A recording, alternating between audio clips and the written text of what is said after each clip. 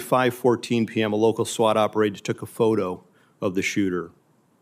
At about 5:32 p.m., local SWAT observed the shooter next to the AGR building using his phone, browsing news sites, and with a rangefinder. At approximately 5:38 p.m., the photo of the shooter taken earlier was sent to local SWAT operators in a text message group. Subsequently, approximately 25 minutes prior to the shooting, the U.S. Secret Service command post was notified of a suspicious person. Officers lost sight of the subject from approximately 6:02 p.m. to 6:08 p.m., but continued to communicate with each other in an attempt to locate him. Recently discovered video from a local business shows the shooter pulling himself up onto the AGR building rooftop at approximately 6:06 p.m. And at approximately 6:08 p.m., the subject was observed on the roof by local law enforcement.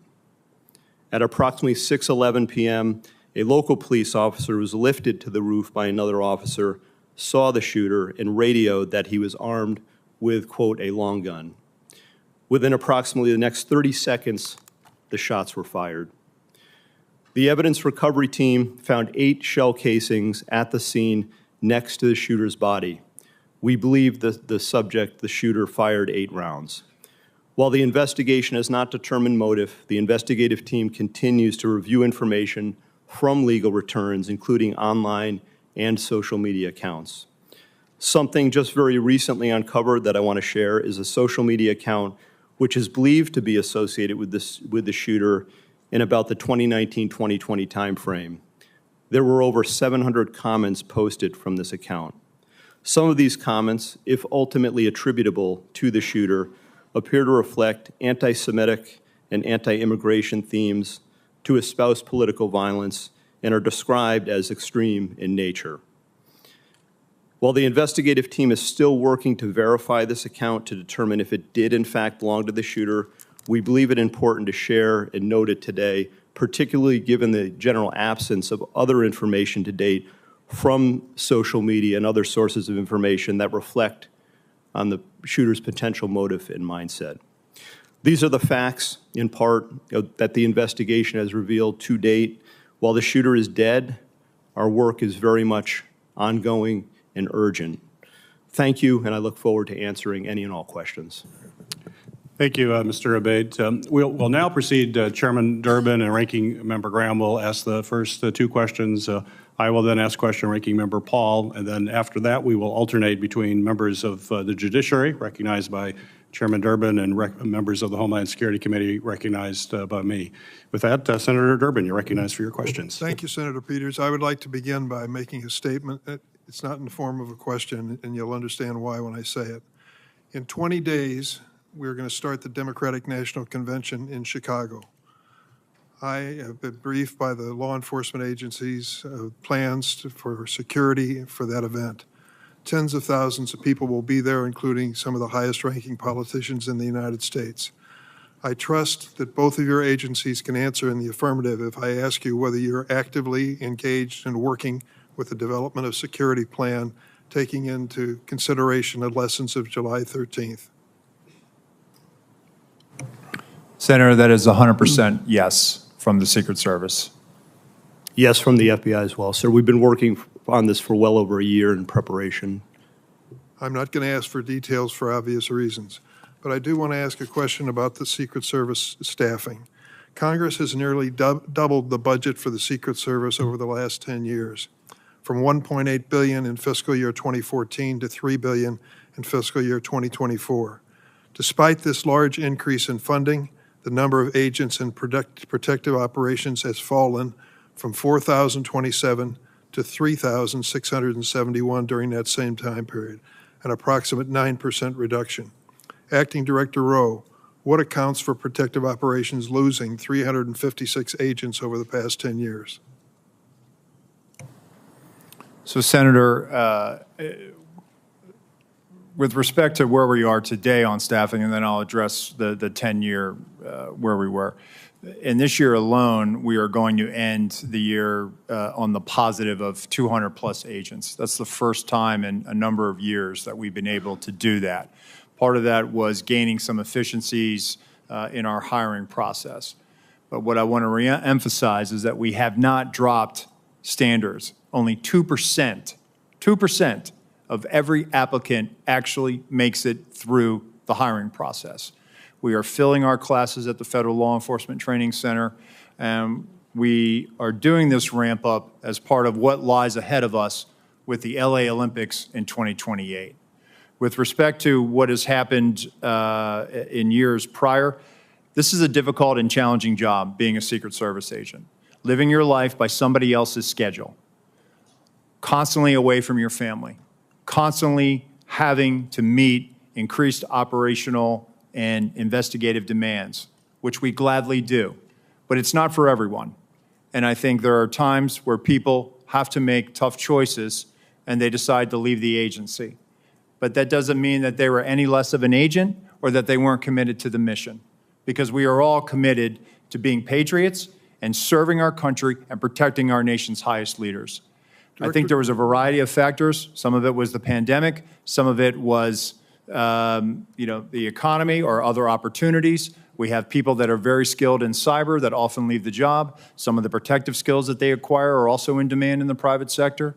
But some of the mechanisms that we've put in place just in the last year is also retaining our workforce. And that's what we are focused on right now. The Government Accountability Office has determined that restaffing from these losses have been slowed due to a number of factors, including the years-long background checks for prospective agents and the assignments agents must work through before being assigned to protection. Given these constraints, what steps have you taken to improve recruitment? So we're actually putting out targeted recruitment opportunities. So we've just recently put it out for within our uniform division for our counter sniper unit, our hazardous agent medical emergency response unit, our counter assault team on the special agent side. So we're actually trying to gather the best and the brightest. And I will tell you that we are having great success with a lot of these vacancies. But what I want to reiterate is that, for example, on the counter assault vacancy, we had 700 applicants that applied for this. Really, what we will glean after they make it through the process, and they have to be able to hold a top secret SCI clearance. Will be, if we realize 15 out of that tranche, that's a 2% pass rate. So it is very competitive, and we are trying to make sure that we are getting the best and the brightest without dropping standards. One last question for either one of you. What is the purpose of a rangefinder? And once this assassin was identified as using a rangefinder, wasn't that proof positive that he was a dangerous individual? So I'll say, Senator, that obviously somebody is trying to determine where they are in proximity to a location, a fixed location. I'll defer to my colleague here, but I believe it was a recreation or sports related. I thought I had read that it was a golf range finder. Nonetheless, it still would have provided him the ability to provide the distance that he was away from his intended target. Wasn't that enough? As far as raising suspicion? Yes. I think he was identified as being suspicious by local law enforcement. And nothing happened. Well, I know that local law enforcement was attempting to locate him. Thank you, Mr. Chairman. Ranking Member Graham. Thank you. Let's go back to the resources. Do you need more money? Senator, listen, there isn't a single branch or a single agency in the executive branch that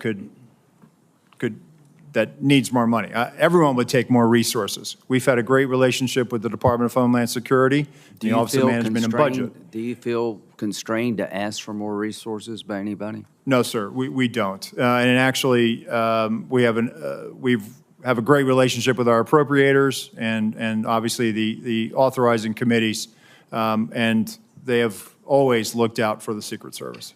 So I would encourage you to think big when it comes to resourcing the department in light of what happened here. At the time of the shooting, the Iranians were threatening high-level American officials, including President Trump, right?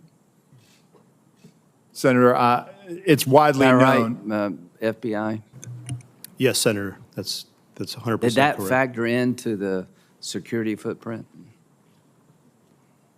So, Senator, what I will say is that it is widely known that the Iranians do not like us. I would refer you to the National Well, it's not Security. that they don't like us. They threaten to kill certain people, Yeah. and they named them. Correct, sir. But I can't publicly It's comment. not like, I hate America. I'm going to kill these 3 guys. Right. I cannot publicly comment, sir, on. Well, they on- publicly comment on it. I mean, it's not But what Senator, you what think. I'm trying to say is I cannot publicly comment Okay. on what Fair enough. intelligence, but I can enough. assure you that we do a threat-based protective model.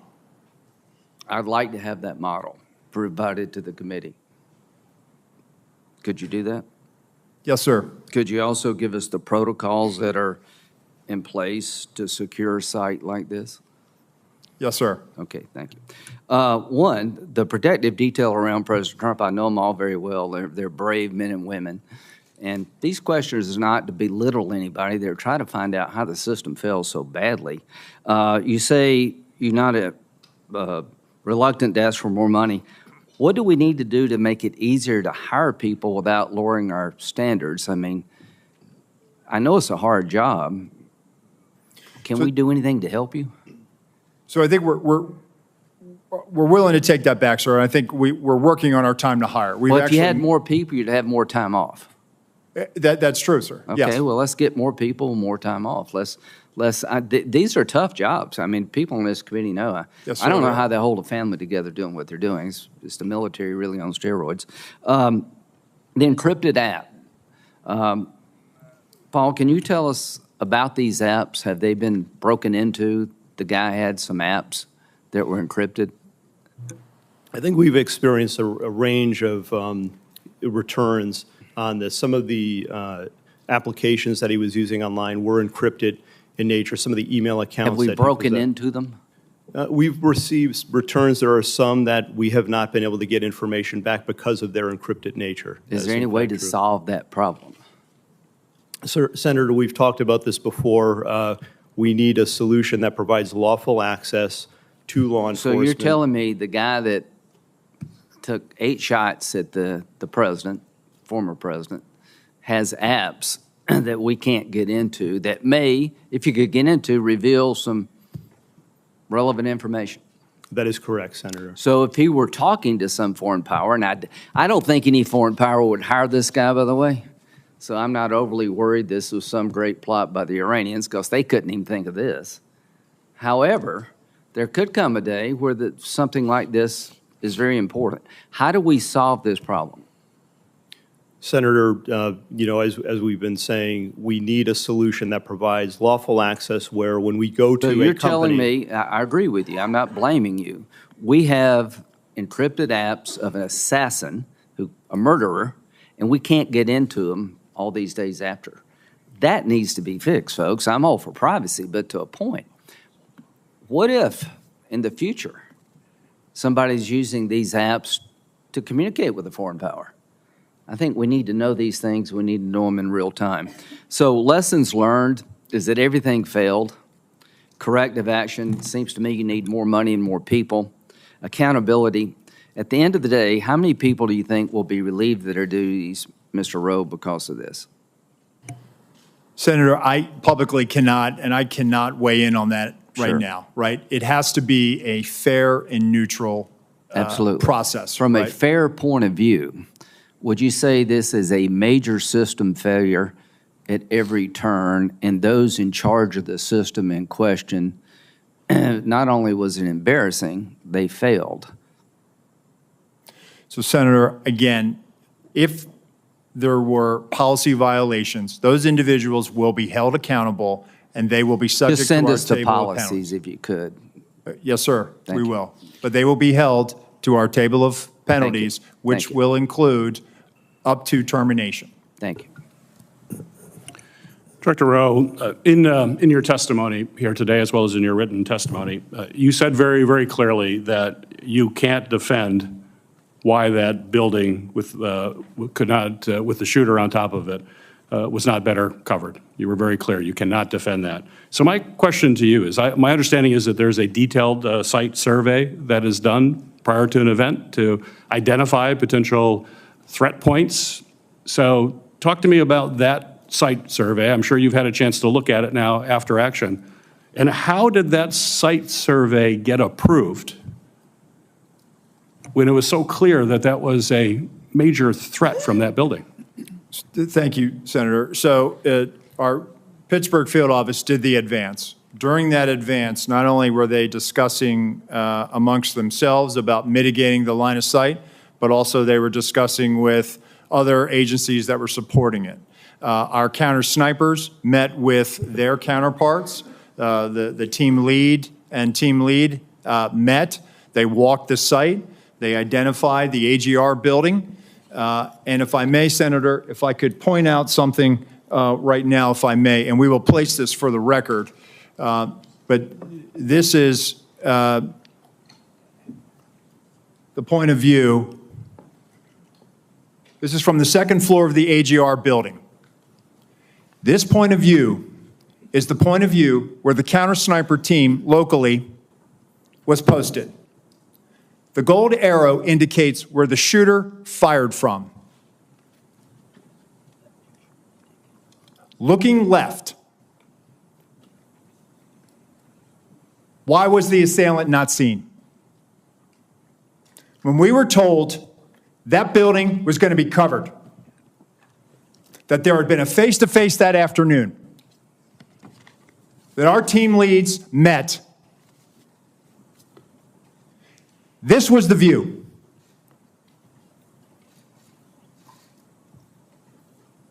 Let me show you another view, Senator. B.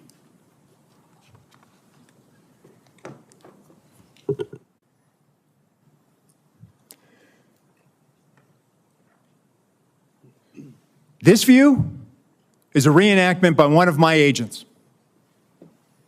Laying flat. There is a 5-inch rise on the middle of that roof. The assailant would have had to present his bore over that to get his shot off. The view underneath reflects the perspective that he would have had. Again, I call your attention back to the first exhibit if they'd have looked left. Give me C.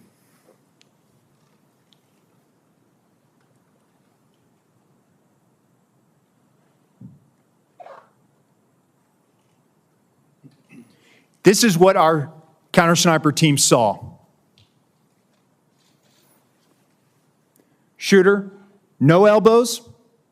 You barely make out the crown of his head. Below it, the assailant up prone. And let me just tell you, our counter-sniper, this individual, I know him. I consider him a friend. He has covered me operationally in conflict zones. And when I did my time on the President's detail, he exemplifies the courage, the skill, and the ability to respond under great stress in such short time to neutralize a threat and prevent further loss of life. Getting back to your question, Senator, these were discussions that were had between the Pittsburgh field office, the local counterparts, and everyone supporting that visit that day. And that's why when I laid in that position, I could not, and I will not, and I cannot understand why there was not better coverage, or at least somebody looking at that roof line when that's where they were posted. Director Rowe, the Secret Service, state and local law enforcement were on multiple communication channels, is my understanding, during that time. And as a result, local law enforcement was only able to call in to a state command center that was then relayed from the Secret Service. There seemed to be a recurring issue in emergency situations that we're finding with the federal government, that there's not a seamless way to communicate, particularly if you're relying on local law enforcement to deal with what was clearly a major vulnerability. Local law enforcement in Butler told my staff that that they had no way of communicating directly with the Secret Service. And if I listened to Mr. Abbate saying there was about 30 seconds between when the local law enforcement reported that there was a man on the roof with a gun, 30 seconds, if it's communicated directly to a counter sniper team, would that be enough time to react prior to the firing of those shots? Senator, if we'd had that information, they would have been able to address it more quickly. It appears that that information was stuck or siloed in that state and local channel. I will tell you, though, that there were our tactical elements did have, not only did they have embeds from Butler County ESU with them, but they also had radios on the tactical net. It is troubling to me that we did not get that information as quickly as we should have. We didn't know that there was this incident going on, and the only thing we had was that locals were working an issue at the 3 o'clock, which would have been the former president's right-hand side, which is where the shot came. Nothing about man on the roof, nothing about man with a gun. None of that information ever made it over our net. So that will change? Yes, sir. We are working right now to figure out the interoperability and also make sure that we do have access to those channels, whether through a counterpart system or some other means. Very good. Ranking Member Paul, you're recognized for your questions. Director Rowe, I'm encouraged by your attitude and what you brought here today, what you've talked about as far as immediate changes that you've made, and I hope you'll follow through with that. I'm encouraged by the fact that you acknowledge that it's indefensible that the roof was unattended. Would you say the roof being unattended breaches standard protocol for setting up a security perimeter? What I would say, Senator, is that that roof should have had better coverage, and we will get to the bottom of if there were any policy violations. I would think indefensible would go along with breaching protocol, and I can't imagine how indefensible would not be breaching protocol.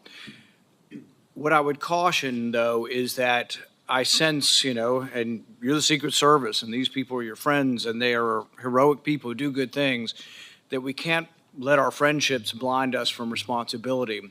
So someone's in charge of the security at the zone. Would the Secret Service be in charge of the entire operation, and they work with law enforcement, but they're in charge? The person in charge of the entire operation is the Secret Service, not the local police. You're correct, sir. This is a failure of the Secret Service. So that's what I mean. And look, I don't wish anybody harm. I appreciate the bravery of the Capitol Hill police. I was at the shooting at the ball field. I've heard 100 shots coming my way. Fortunately, none came to me. But I appreciate the bravery of all the people who protect us. But there's also the idea that there are certain mistakes that don't make you a bad person, but they're just inexcusable, that if you made that mistake. So for example, let's say you determine, well, local police should have been on there and they told us, and local police says, no, they didn't tell us to do it, and it's a he said, she said. Still, ultimately, the agent in charge should be walking the grounds and say, there's a roof 100 yards away from the stadium with a clear sight. Someone's got to be on the roof. Local police, I told you to get on the roof. Get on the roof. Or you put the Secret Service. So ultimately, the buck doesn't pass along to somebody. Whoever's in charge is in charge. But really, I think it would be helpful to all of us. I know the process has to be meted out, but there needs to also be a process for protecting the next Trump rally. The fact that whoever was in charge in Butler next week is not in charge of a rally in Las Vegas.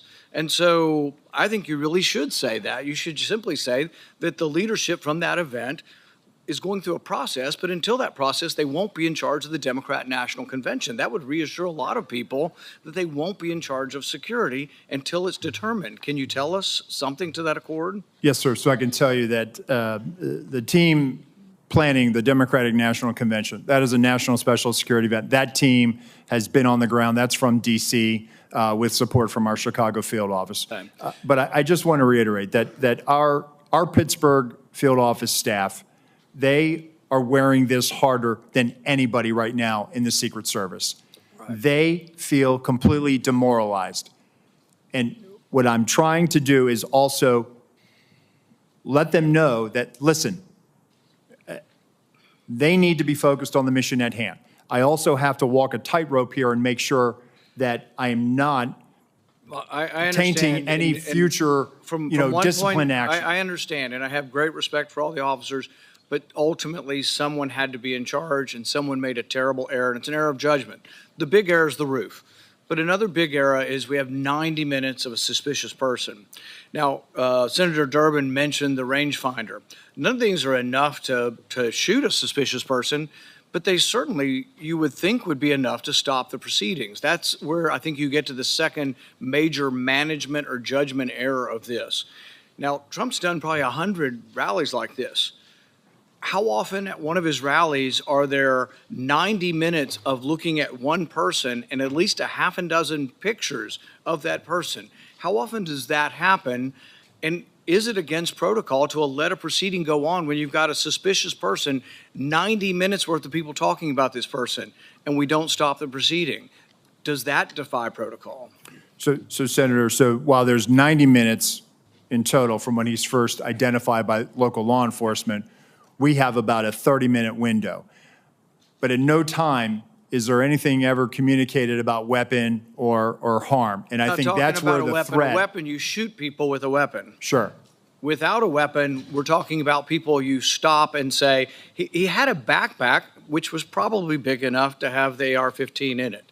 In all likelihood, the backpack has the weapon in it. So a guy with a big backpack would never get through the perimeter. So once again, a big mistake was not having the perimeter wide enough to prevent people from shooting outside the perimeter. But the thing is, he would have never gotten through the perimeter, right? His backpack would have been checked. But people with big backpacks are very suspicious. And I would think he's been seen 6 times. But you got 20 or 30 minutes of knowing about it. But the thing is, there's all kinds of chatter going on about this. And you would think the chatter going on with the local police is on a police radio, and a policeman with that radio is standing in the control tent, so you get that communication. So there's a huge and massive breakdown.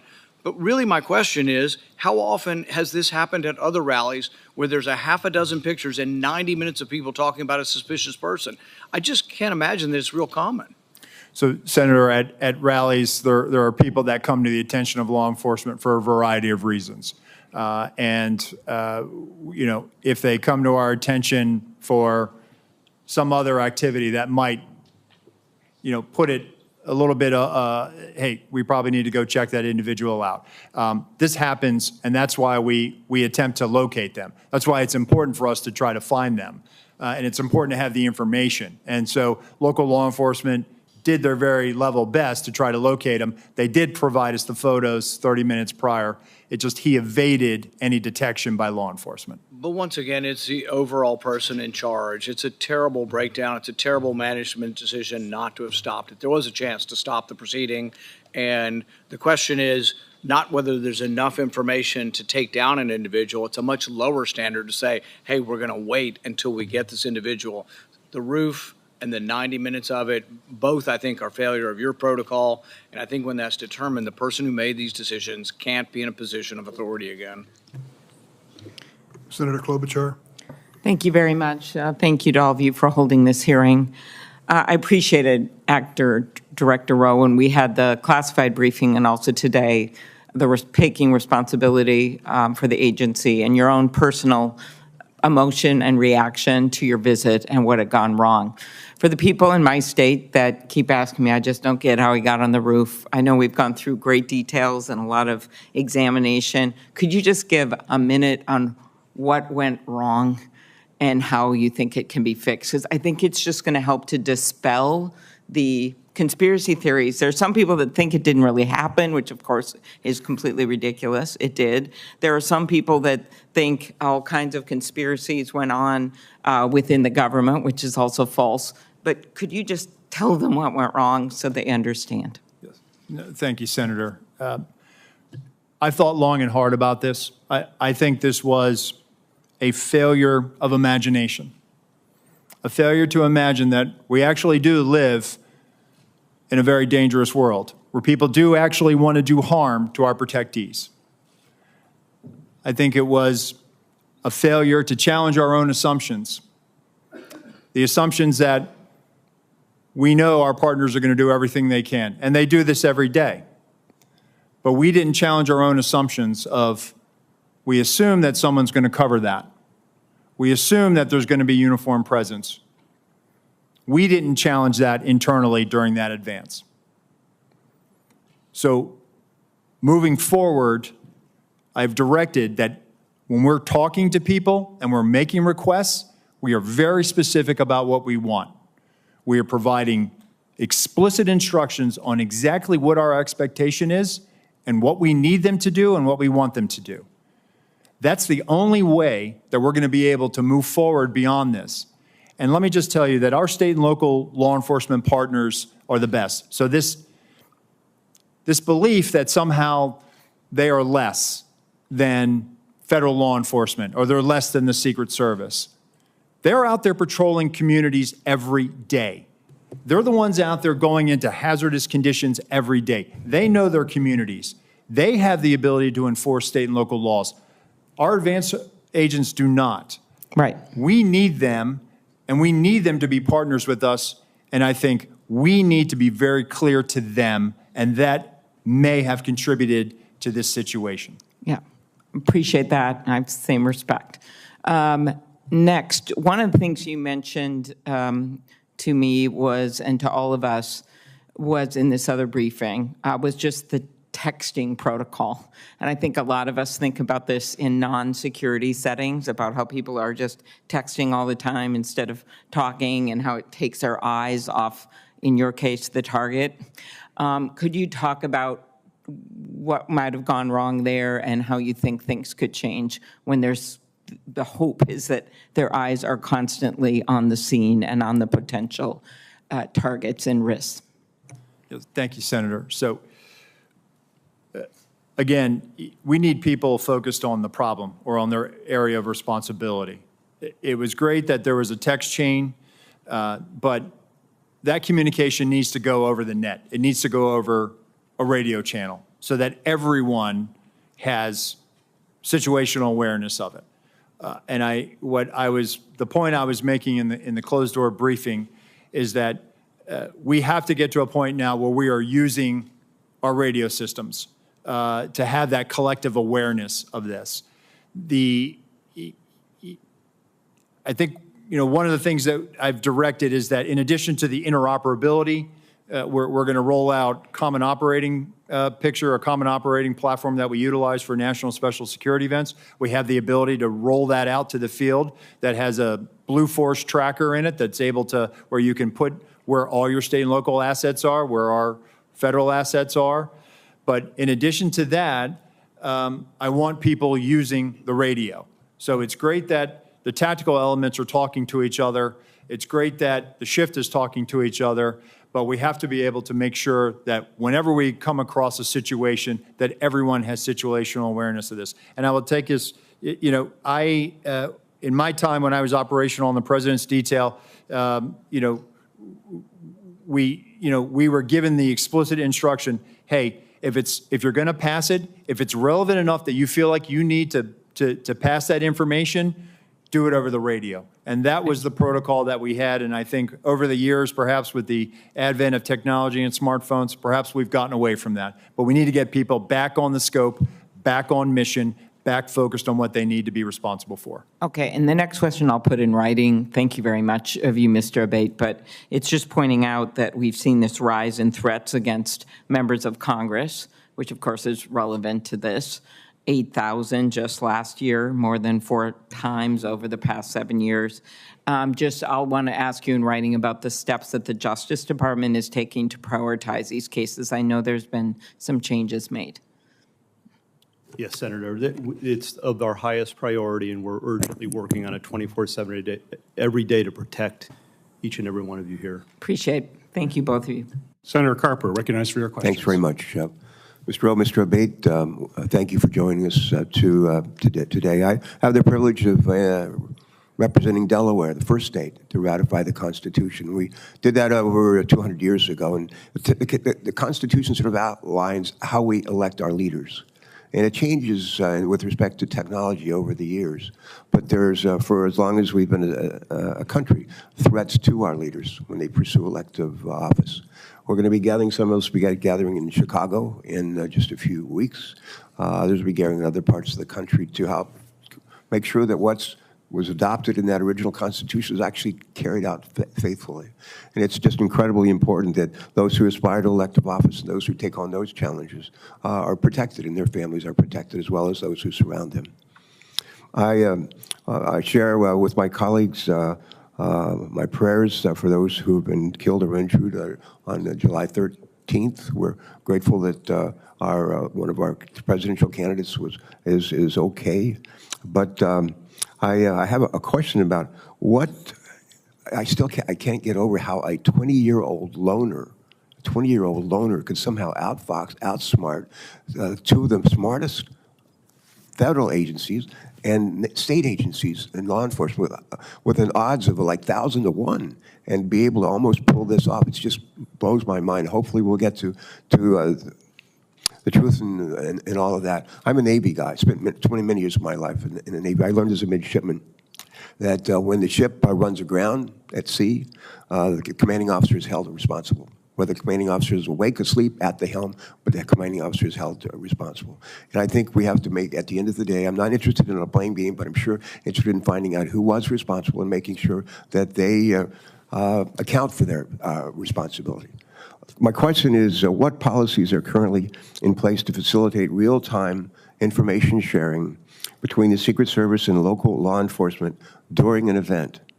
And what changes to information sharing practices will the Secret Service make in light of the apparent breakdown in communications on July 13th?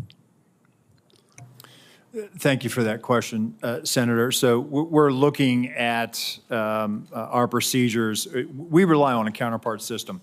And the radio interoperability it's a complex challenge. It's not just about being able to find whatever frequency our local counterparts are on and then just piping it in. There's some technical challenges that have to be there. So to alleviate that, we've always relied on a security room where we have representatives from the local agencies. Those individuals are there to, one, bring their own radio and then relay relevant information that would impact our security plan. I think what I'm looking at, and again, what I'm in looking at this situation is there was a unified command post, and we had our security room, and we had communications that day at the Butler Farm site were challenging. Not just challenging for the Secret Service, but for challenging for locals. There were some cellular issues. There were radio issues, and you saw that with the testimony from the colonel from Pennsylvania State Police last week in the House. So I think as I'm thinking about this, I think we need to consider what is our model moving forward? And I think we need to be where the greatest amount of partners are when that information is being discussed. The other thing that I'm looking at is we need to also make sure that we have redundancies as far as cellular on the ground or additional repeaters. And so I've directed our Chief Information Officer to do that, and we are rolling assets out now supporting campaign sites. Thank you. Thank you for that. Mr. Abbate, quick question. Based on the initial information you've gathered from the investigation, do you believe there were any actions taken by the shooter in the weeks, days, or hours leading up to the shooting that should have caused alarm and grabbed the attention of law enforcement? He did not have any interactions with law enforcement leading up to this, Senator. We haven't found anything yet that would have alerted law enforcement or FBI or Secret Service to his intention activities in advance of this event. I will note, however, to your prior question, that we do have a very strong relationship, an integrated relationship between FBI and Secret Service and every other federal, state, local agency you can imagine. We have constructs like the Joint Terrorism Task Forces and Violent Crime Task Forces where we're cross-embedded with each other. And when it comes to this event and others like it, we're always talking in advance. In fact, with respect to this event, we did have a meeting between U.S. Secret Service and FBI in the days leading up to the event to assess whether there was any information or intelligence pertaining to a threat against the rally or to former President Trump or anyone else there. There was an absence of that in the lead up specifically, and again, none of us had any information in our holdings with regard to the ultimate shooter. All right, thank you for that. Thanks very much, both of you. Next on the Senate Judiciary Committee is Senator Grassley. Yeah. Mr. Chairman, I'd like to introduce my oversight letters and investigative documents into the record. This is information I've already made public. Without objection. Okay, thank you. I'd also like to call my colleagues' attention to a legislation that Senator Cortez Mastos and I've introduced would require Senate confirmation of the Director of the Secret Service. I think this is very important because no other agency has a no-fail mission.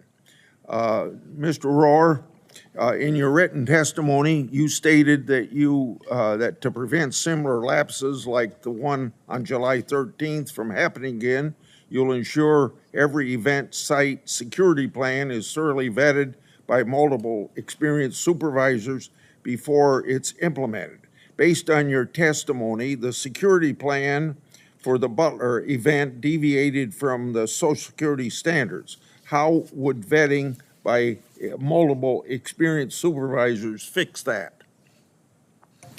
So, Senator, I think having many eyes on a particular problem set helps.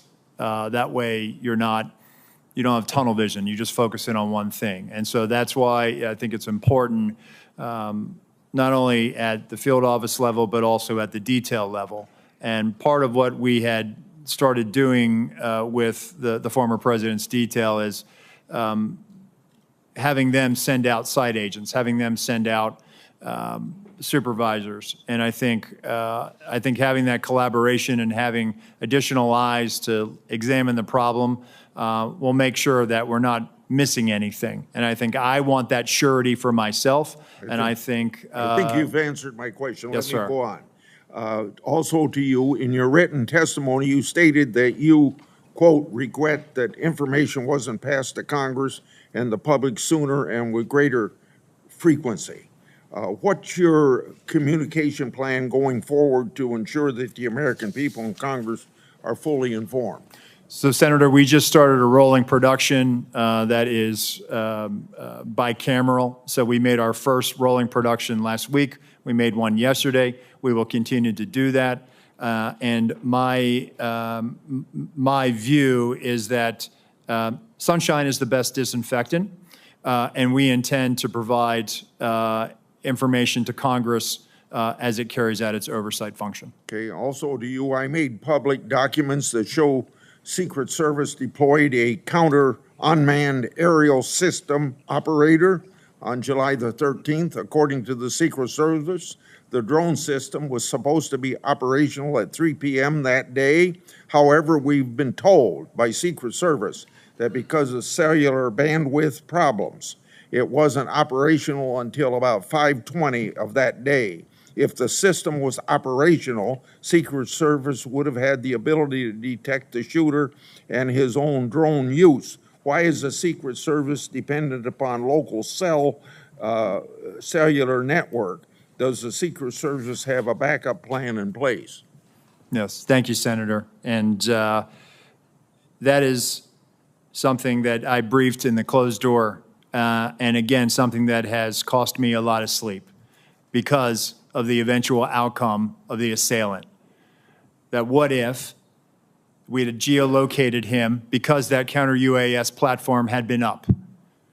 It is something that I have struggled with to understand, and I have no explanation for it. Okay. It is something that I feel as though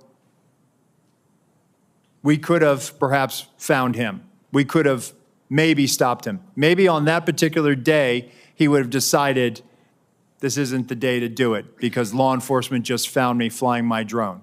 People fly drones all the time on the peripheries of our sites. And we go out and we talk to them and we ascertain what their intentions are.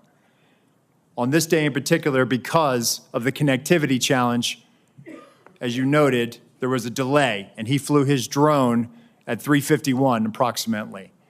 So moving forward, we are leveraging resources from the Department of Homeland Security and others to make sure that we have dedicated connectivity so that we're not reliant on public domain, so that we can ensure that whatever assets we have in place, those assets are operational.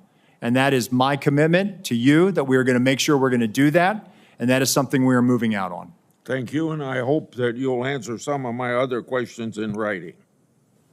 Senator Johnson, recognized for your questions. Thank you, Mr. Chairman. Acting Director Rowe, in our secure briefing last week, I made the point that if you don't want conspiracy theories to spread, you need to provide information.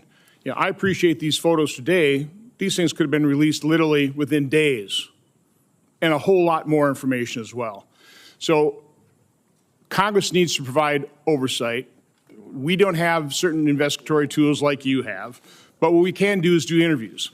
So Acting Director Rowe, did you receive our letter from July 25th requesting interviews with 13 individuals of the Secret Service? We are in receipt of that letter, Senator. And I don't know, Deputy Director Abate, have you seen that letter as well? Do you know who we're requesting interviews with? Senator, I have not seen Okay. the letter. Do you know whether those individuals submitted to interviews with the FBI? Acting Director Rowe. We're in the process. Those employees are being interviewed if they have not already been interviewed, sir. Are those interviews being transcribed? The FBI interviews, sir? Yes. Well, we have 302s on those. Yes, Senator, we will. Okay, when will Congress get those 302s? When will we get those transcriptions of those interviews? Senator, I'll take that back and we'll get those to you as soon as possible. So Acting Director Rowe, when will those individuals be made available for Congress, for this committee to interview them? Senator, we'll make them available. How soon? Because memories are short, they can be influenced by events. We need these transcribed interviews as soon as possible. We will get that done, sir. Does the Secret Service use encrypted communications at events? On our radio nets, we do, sir. Are those memorialized? Are those saved? The radio traffic from Butler, we did not have recordings. Do you normally? Not on the road outside of D.C. or outside of a presidential or vice presidential stop. So communications between Secret Service agents will not be available like we've gotten the communications from local law enforcement. I'm sorry, Senator. So we're not going to be able to get those communications. You didn't save them. No, sir. Which is very unfortunate. It is, sir. And moving forward, I've directed that we will now start recording those so that we will have them moving forward. And by the way, I'm going to ask for a number of things at the very end to be entered in the record, but one of my preliminary findings is that the Secret Service did not attend the 9 o'clock briefing the day of the event. In your testimony, you said that a site briefing was conducted with Secret Service personnel and law enforcement partners supporting the event. Those both can't be true. So local law enforcement do not believe Secret Service was present at the 9 o'clock briefing. Were they or were they not? So, Senator, with respect to the snipers that went on national television and gave an interview and said that they did not get a briefing from the Secret Service, they were supporting through mutual aid, and our personnel briefed the tactical team leader was leading that element that was providing this counter sniper. Acting Director Rowe, you said that the Secret Service provides explicit instructions to the locals. Were explicit instructions provided to cover the roof of the AGR building and locals just not follow it, or were those explicit instructions not provided? It's my understanding what was communicated is that the locals had a plan and that they had been there before. So an awful lot of the chatter on social media has to do with is there partisanship in the Secret Service, providing coverage for some individuals and none for others, about Secret Service coverage or additional coverage enhancements being denied. Was there ever requested additional coverage for Mar-a-Lago? Senator, we have provided additional resources to the Mar-a-Lago residents. Was coverage asked for and denied ever? I'll have to research that, Senator, but I'm happy to tell you we have made significant investments since the former president has left office. Over $4 million of technology, resources, and alarms. Documents will come out eventually to make the point one way or the other. This is an important piece of information that Congress needs to have. Senator, we'll make those available to you, the investments we've made. There's a report today by Susan Crabtree of Real Clear Politics saying that you denied sniper coverage outside of driving distance to D.C. Is that true? That is a false statement, sir. Well, that is incorrect. That is incorrect. Okay, I mean, that's the kind of information you need to refute with documentation. Deputy Director Abate, you said this is an assassination attempt and domestic terrorism. It's obviously assassination attempt. Why make the distinction? What is different about that? We think it's important to cover all the possibilities here in the reality of what we're dealing with and what we've all seen, Senator. And we've learned lessons from the past. The tragic shooting at the baseball field was referenced here. We've learned the lesson from that. That was not opened properly, and we've made changes in the Bureau, and it's reflected here in terms of how this investigation is being approached with a completely open mind and inclusive of all the possibilities, including domestic terrorism. I fear that makes investigation potentially partisan. Mr. Chairman, I would like to request that my July 14th letter to Attorney General Garland, Mayorkas, and Ray be entered in the record. It asks for all kinds of information, documentation, asks a lot of questions. My preliminary findings of July 21st and July 23rd, including timelines, a bunch of questions as well, be entered in the record. And then our updated timeline dated today. This goes not only by minute, by second, and we will continue to update this timeline as more information becomes public. This is the way you do investigation. We need to find out literally second by second what happens. So the American public understands the truth.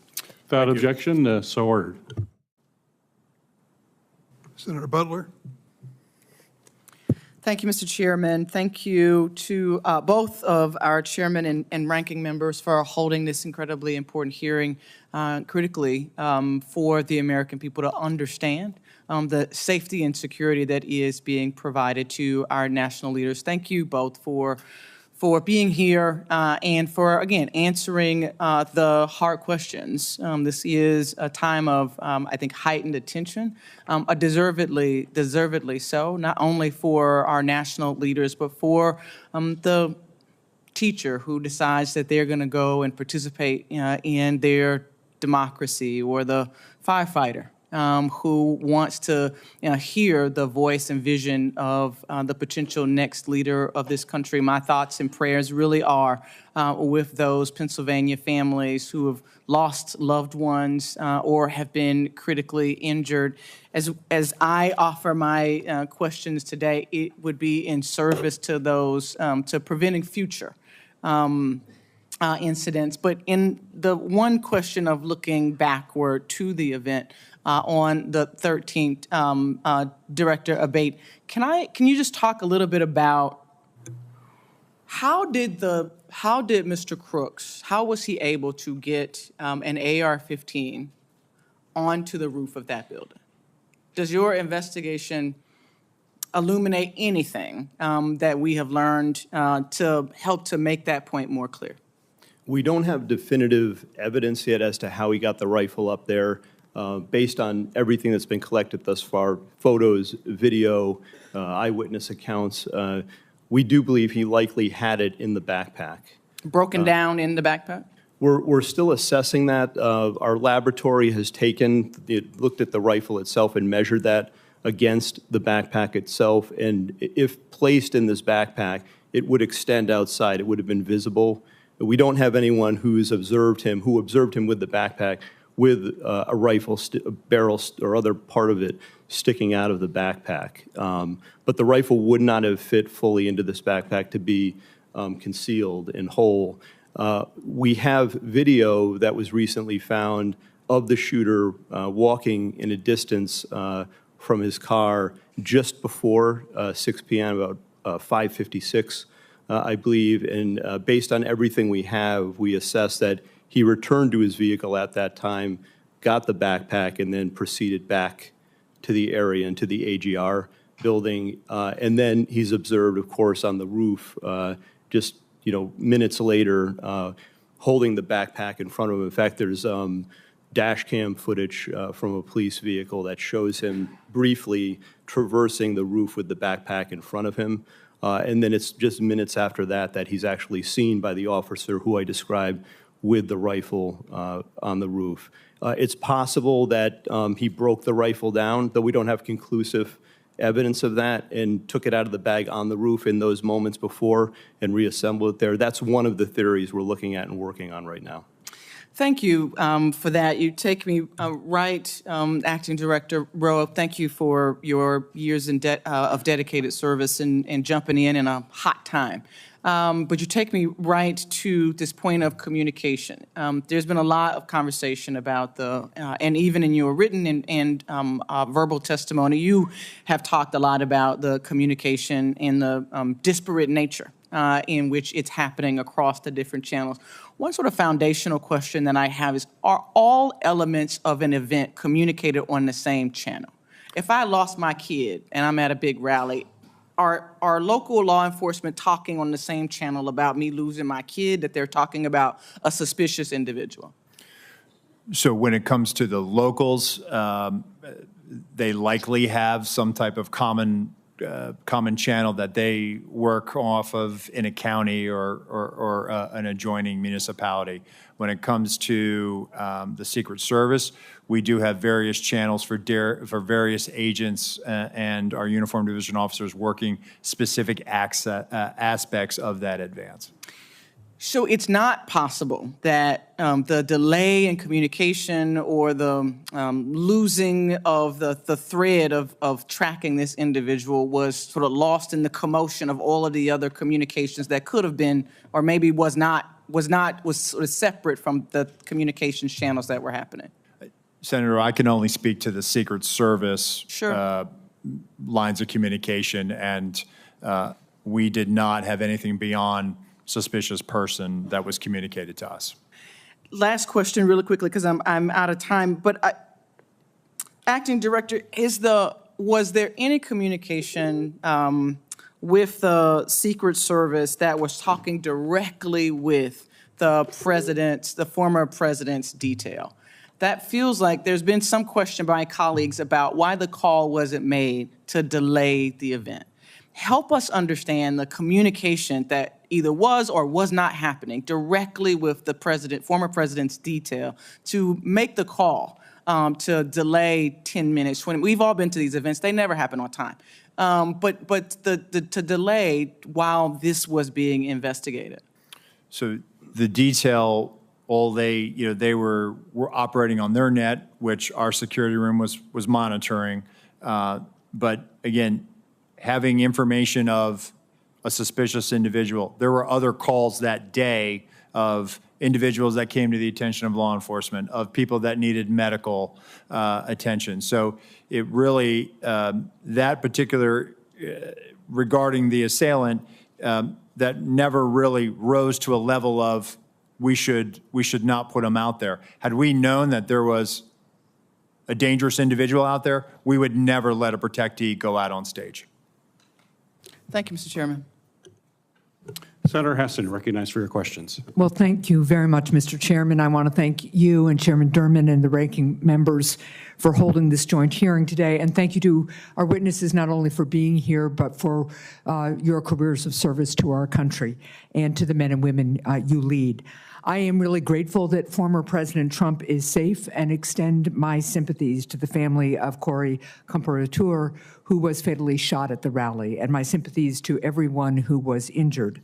On July 13th, major failures nearly led to the assassination of a presidential candidate who is also a former president of the United States. The Secret Service has to be fully transparent about how this happened and how it's going to change moving forward, understanding there's also a need to balance Congress's engagement in oversight with allowing law enforcement to conduct an ongoing criminal investigation.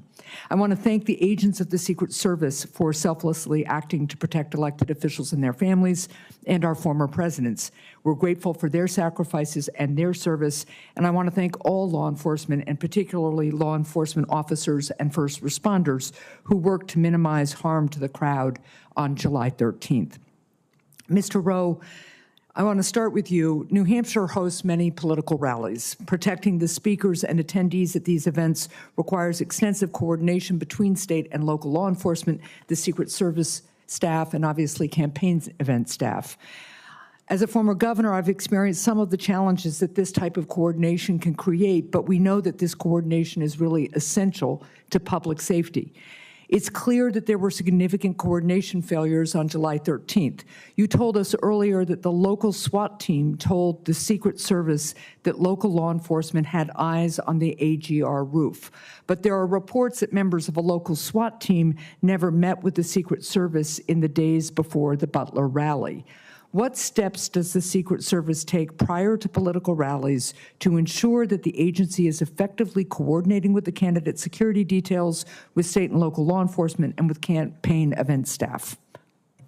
So as part of the advanced process, Senator, as happened in Butler as well, there's a police meeting, and basically that initiates the advance. That's bringing in all the not only emergency management officials, but all the state and local law enforcement agencies that may have aspects of supporting or assisting in that advance and on that visit. The focus of that police meeting, one, is to exchange numbers and business cards and then coordinate times for walkthroughs. There were walkthroughs of the Butler Farm site with local law enforcement agencies that were supporting that visit. And that was directly as a result of having that police meeting to begin the process of figuring out, dividing up the labor areas of responsibility. So what you're telling me is that at that meeting, the Secret Service, the first meeting led to the walkthrough that the Secret Service does with local law enforcement, and that at least some members or directors of the local SWAT team would have been part of that process?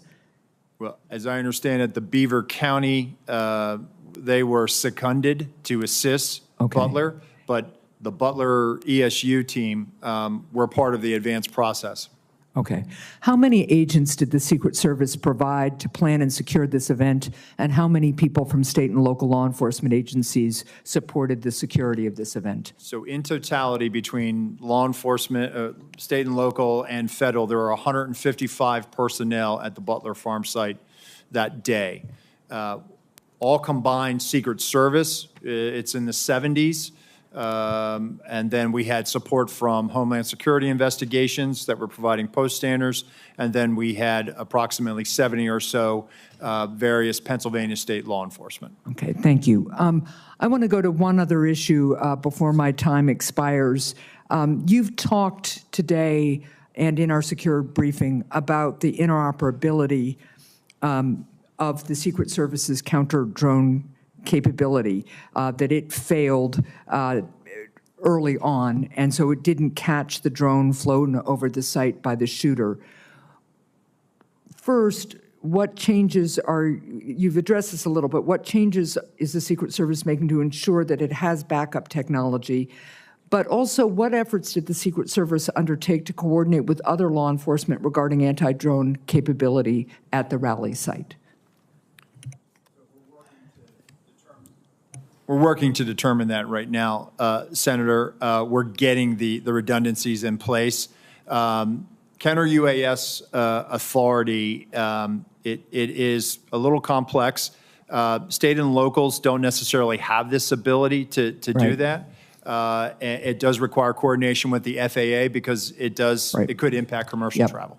Okay, thank you. And Mr. Chair, I'm just going to follow up, and I think one of the things that you're hearing from a lot of folks, but I'm not sure we're really clear on yet, is how is it that somebody who clearly is arousing concern from law enforcement isn't identified as suspicious, and how is it that information doesn't get to the president, the former president's detail? So I'll follow up in writing. Thank you. Senator Cornyn. Thank you, Mr. Chairman. Director Rowe, can you explain why the shooter's drone worked? Because there was no counter-UAS present, sir. Well, you had a drone system, but you had bandwidth problems. The bandwidth apparently was adequate for the shooter's drone, but not for the Secret Service. Can you explain that? I have no explanation for it, sir. We also know that in a military context, electronic warfare or jamming capabilities are commonly used on the battlefield. Does the Secret Service have jamming capabilities or drones? We have drones, sir, and when it comes to, I have to be very careful about how I answer this one in an open forum. What I can tell you is that we have technical security measures, sir, to address, I think, what you're asking me. Well, the question is, can you take down a suspicious drone? Because this can be used not only for surveillance by the shooter, which obviously it was here, but also drones can be weaponized and be used as as a threat to the president or in this case, the President Trump. Do you have the capacity to stop a weaponized drone? What I will tell you, sir, is that we have technical security measures that we utilize at permanently protected sites. We also have the ability in a limited fashion at temporary sites. What I can tell you is that on this day, the counter-UAS system had technical difficulties and did not go operational until after 5 o'clock. So in this case, the shooter had a rifle, but somebody who wanted to kill a president for a former president or a candidate for president would not need a rifle. They could use a drone, correct? It is a potential threat vector. So this individual was identified as a suspicious person. Can you explain to us when a suspicious person becomes identified as a threat? Well, I think it's also when a weapon or some other dangerous item is then presented. A rangefinder would not render someone a threat as opposed to somebody who was under suspicion? I think the rangefinder is what initially brought him to the attention of local law enforcement. And why would the president be allowed to take to the stage while a suspicious person had been identified and before the Secret Service or local law enforcement were able to investigate the circumstances? So at that time, Senator, suspicion had not risen to the level of threat or imminent harm. Well, you didn't, ultimately, that suspicious person did become a threat. Do you think if the president had been asked not to take the stage and during the time it took to investigate, to eliminate that suspicion, wouldn't that have been the appropriate way to deal with it? Senator, it certainly is one way to do it. This is a challenge for law enforcement in general, is that being able to, you identify somebody that comes to your attention, and you're trying to determine what are their intentions. This is a challenge for law enforcement. The individual came to the attention for suspicion. He's on the outer perimeter adjacent to the secured site. Law enforcement is circulating for him. But again, without additional information, at that point, we're not rising to the level yet where perhaps we should pull him off or delay him. And I'm just suggesting that maybe, just maybe, President Trump's appearance should have been delayed while that suspicion could be adequately investigated. But I've always thought of the Secret Service as the best of the best when it comes to their willingness to put themselves in harm's way to protect the life of their person they are detailed to. And I think you described the very rigorous process by which people are screened. And I think you mentioned the 2% standard. People who are interested in serving, only a very small fraction of those individuals are actually accepted in the Secret Service because of the high standards that your agency has. But explain to me why the Secret Service, being an elite law enforcement agency, would delegate to local law enforcement or others who did not meet that same 2% standard. In other words, isn't that something that Secret Service should have covered as opposed to delegating it to local law enforcement? So, Senator, again, this is where I went back to earlier when I said it was a failure to challenge our assumptions. We assumed that the state and locals had it. By no means do I want to diminish the commitment, and I'm sure you agree. State and local law enforcement do their jobs every day and protect the communities that you represent. No doubt about it.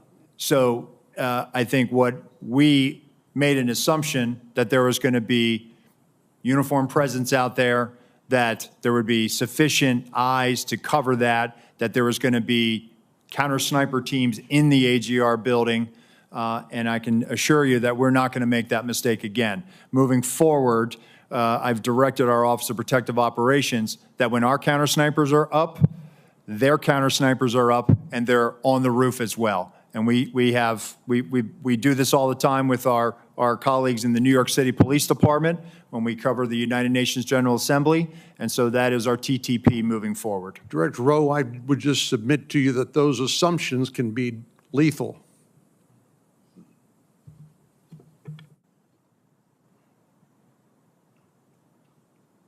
Senator Scott, you're recognized for your questions.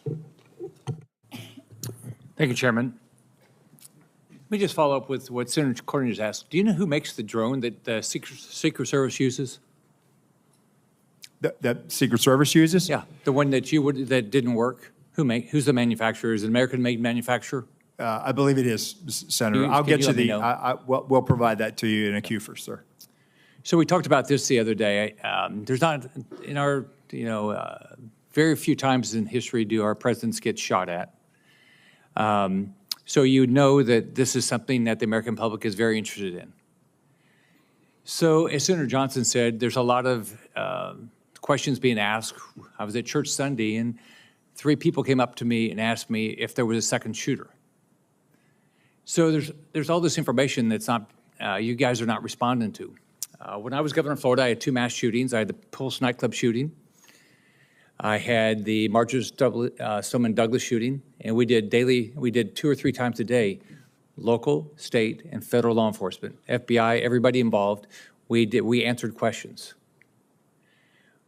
What I asked you the other day is, why aren't you doing that? What you've allowed, what both of you have allowed, you've allowed the public to assume the negative. And so, which I don't get. I think you should have been doing, and I think you guys should have been doing all along, at least once a day press conferences. I think that you've got to tell the public what's going on. Having a hearing is really nice, but how often are we going to do this? I mean, you're clearly not going to do it here for another month and a half. So I asked you the other day, why aren't you doing press conferences, and are you going to commit to doing press conferences? I think what you all said the other day, you're going to ask Secretary Mayorkas and Director Wray if you guys could do those daily press conferences and start giving the public information. What's the answer? So, Senator, that's why, one, I'm here today. I'm here today to provide information and answer those questions. And we are moving towards doing more frequent releases of information, and we are willing to do that press conference. And once we get through this hearing today, we are going to, in all likelihood, do one this week. Okay, so what's the commitment to the public that you're going to do press conference? I mean, are you going to, it's what, 17 days? The information, we are sitting 17 days into this, and I'm getting asked questions that I can't believe are true, but the public believes it's true. So what you all are doing is you're ruining your reputation, you impact the integrity of the federal government. It makes no sense to me. So are you going to commit to, are you going to do it once a month? Both, and the FBI, the same thing, not just you. What did Director Wray say? Did he say you couldn't do it?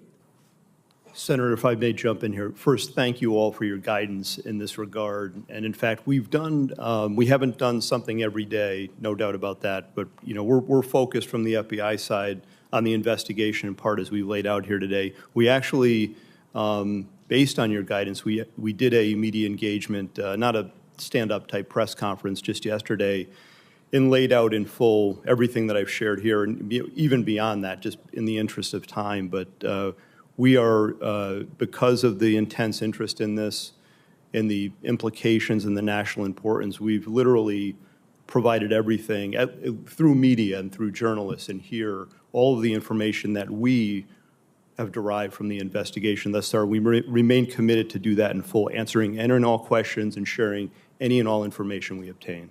Do you guys realize the value of going in front of the press and answering all their questions? You realize that if you don't do it that way, everything gets filtered. You get to put out all the information, and you should be providing. You should be every day say, this is what we know now. This is like Senator Johnson put together a timeline. You should have put together a timeline. You should immediately put out, this is what we know right now, and this is what we don't know. Like you've said, you don't know how the gun got up there, right? You've said it, but why have? That should have been out all along. Say, we're looking at it, it doesn't make any sense, we've done this, we've done this, we've done this. If you do, I mean, I just don't get it, why what you're doing. You're ruining, I've said this about the FBI. I mean, the people that work at the FBI, people work at Secret Service, they're great people. You're a black hole. You lose the support of the American public because people don't believe you're being direct with them. So I completely disagree with your approach. I just want to finish. I've got like everybody else. I said I did a letter July 18th. I haven't gotten any answers yet. I want to put it into the record, and I'd love to get the answers to this because this is what the public is asking for. They want more information. They want to know what happened, who's going to be held accountable, and how we're going to make sure this never happens again.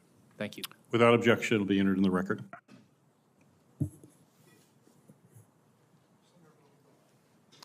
Thanks, Mr. Chairman. Thank you for being here to both of you, and more important, thank you for your professional dedication, your personal bravery, and your devotion to the ideals of law enforcement. I know for both of you this moment is a painful one, and Acting Director Rowe, I've heard you speak in a private setting very emotionally and passionately about the need to take responsibility and take action that will assure accountability. And I know that you share a commitment, along with Director Abbate, to full public disclosure to the maximum extent possible. We can make speeches at you, and I've made one myself in that private setting about the need for broader, fuller disclosure to the public, not just in press conferences, but in the course of your investigation about what you know and feel you can disclose without compromising your investigation. Let me ask you, last week, Senator Peters and Paul, along with Senator Johnson and myself, sent requests to both of your agencies to produce documents. We've only received a handful so far. Can you commit to when we can expect those documents? We will get them to you as quickly as we can, Senator. Well, can we expect them this week? We will work to meet that deadline, sir.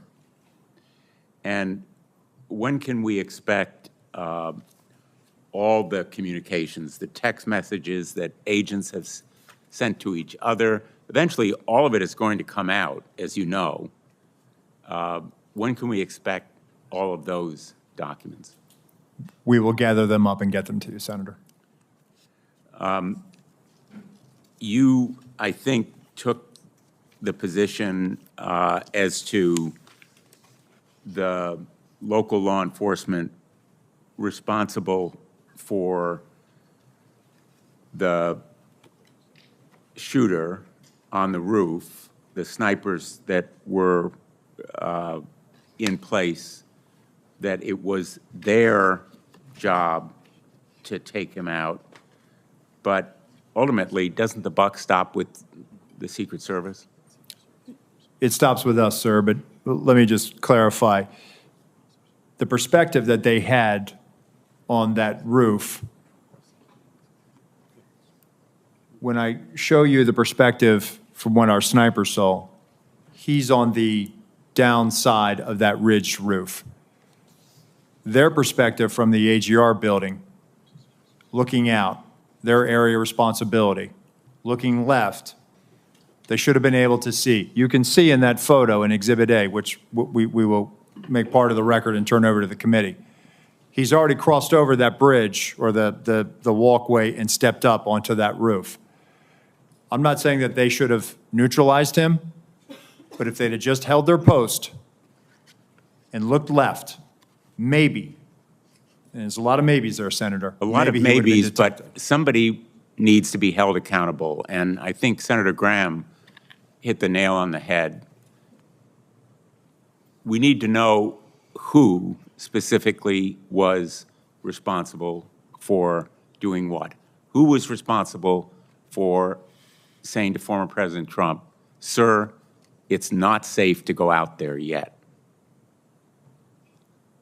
Who was responsible for making sure that those local law enforcement were doing their job? Who was responsible for tracking down that suspicious person who fit the profile 10 to 25 years old, young male. The FBI has warned us about it year after year after year. Director Wray has come before us and said the threat is from domestic extremism. The lone gunman, we're all aware of it in law enforcement. So I think we need individual accountability here, and people need to be held responsible, in fact, lose their jobs, if necessary, to send a message that this massive intelligence and surveillance failure, as well as the enforcement failure, cries out for accountability. Let me just ask, in the short time I have left, what is the nature of the Iran threat?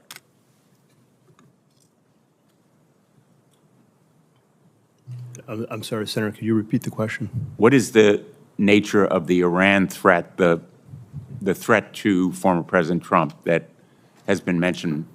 Well, we know that, let me be clear here, the terrorist regime of Iran have been targeting people, our country, for many, many years now. We've talked about that here before. I want to be clear about that. From the FBI standpoint, we know publicly they've targeted former President Trump. They've called for his assassination along with other current and former government officials. That's public information. It's well known to everyone. A specific or imminent threat on July 13th? We have no information that there are any co-conspirators, or that foreign or domestic, including Iran, related to this. But we're not, I want to be clear, we have no evidence of that. We're not ruling anything out. We're looking into all possibilities and leaving our minds open to that. Was that on the minds of the Secret Service on July 13th, that there might be some threat from Iran? So we, as Deputy Director Abbate just said, we're aware of the public sentiment and statements of the government of Iran to do harm to Donald J. Trump, and we use a threat-based model. Thank you. Thanks, Mr. President. Senator Ossoff, you're recognized for your questions. Thank you, Mr. Chairman, and thank you both for your testimony today and for your service. Mr. Rowe, I want to begin discussing Secret Service staffing and the extent to which HSI or other personnel are augmenting or backfilling inadequate Secret Service capacity generally and on the day of the assassination attempt. To what extent are HSI personnel, for example, filling close protection roles that would normally or optimally be filled by Secret Service personnel? So, thank you, Senator, for that question. So, as we have done, even back when we were with Treasury, we enlist during campaign years the assistance of other law enforcement agencies in that department. So, when we were in Treasury, we used ATF, we used IRSCI. When we transferred over to the Department of Homeland Security, we have brought that practice with us. So going into a campaign year or during a national special security event like the United Nations General Assembly, we will enter into a memorandum of assistance for the campaign with HSI. HSI will provide post standers, essentially federal agents, law enforcement, to be able to help secure a site. When it comes to close protection, the only time that we will utilize them is during a United Nations General Assembly, where they may be utilized to protect a low-level head of state or provide security at a hotel in New York City where those protectees are staying. So on the day in question, all of the former president's close protection detail were full-time Secret Service personnel? They were, and they were assigned to the Donald Trump detail. Okay. Interoperability with other federal and state and local law enforcement agencies, specifically on communications. What have you determined to date played a role in failures to swiftly communicate between agencies the suspicion or identification of a threat? Well, I think there was a delay in reporting, not having that real time. So as they were closing in on him, as information is known, Be more specific when who were closing in on him. as local law enforcement were closing in on him, as he's seen scurrying across the roof, right? That information, and we're getting to the bottom of that. We're working on trying to figure out what was the delay. Why didn't we hear that coming out of the unified command? So based on the information I have right now, what I can tell you, Senator, is that apparently not having that real-time information is what really hindered us in being able to understand more than it was just the locals working an issue at the 3 o'clock. There was actually a little bit something more urgent than that. Does it appear that that is due to a lack of communications links between relevant officials and agencies, or poor communications practices and a failure to report? I don't want to rule out. I want to have a neutral opinion on that. So I don't know if it was poor practices. I can tell you that the interoperability, having not being able to have that technical fix, which is a lofty goal to be able to do that, is something that has been a hindrance. But that's why we use a counterpart system. So there, in fact, is not the capability when an intergovernmental, interagency team is deployed to secure a site like this and to mount, if necessary, a quick reaction. There is not currently the capability for example, state law enforcement SWAT personnel or local law enforcement officers to communicate directly with Secret Service officers on site?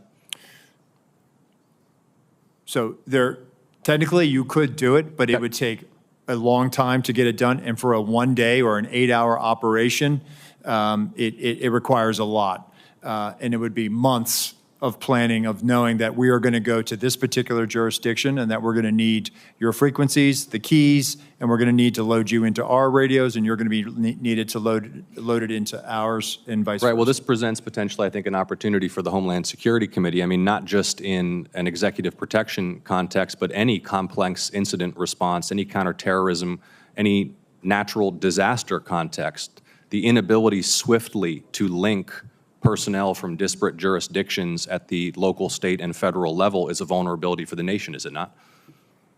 I would think, and based on my experience, being able to talk to other agencies in real time certainly would assist in that response. Mr. Chairman, do I have time for one more question? No. Yes. Thank you. I know others have touched on this. One of the things that's been most baffling to the public has been the failure to fully secure this structure, which even to a layperson's uninformed eye clearly presents as a site from which an attack on the former president of this event could be mounted. And it had particular characteristics that made it even more of potential value to an attacker. Just walk us through one more time. Is there not an established doctrine or practice or checklist by which such sites are assessed for threat and determine whether or not to be within or without of the security perimeter? So, Senator, controlling high ground is something that is a must for us whenever we go into a location. Yeah. Well, I know we're all eager for more information on why that task was not completed in this case. Thank you for your testimony.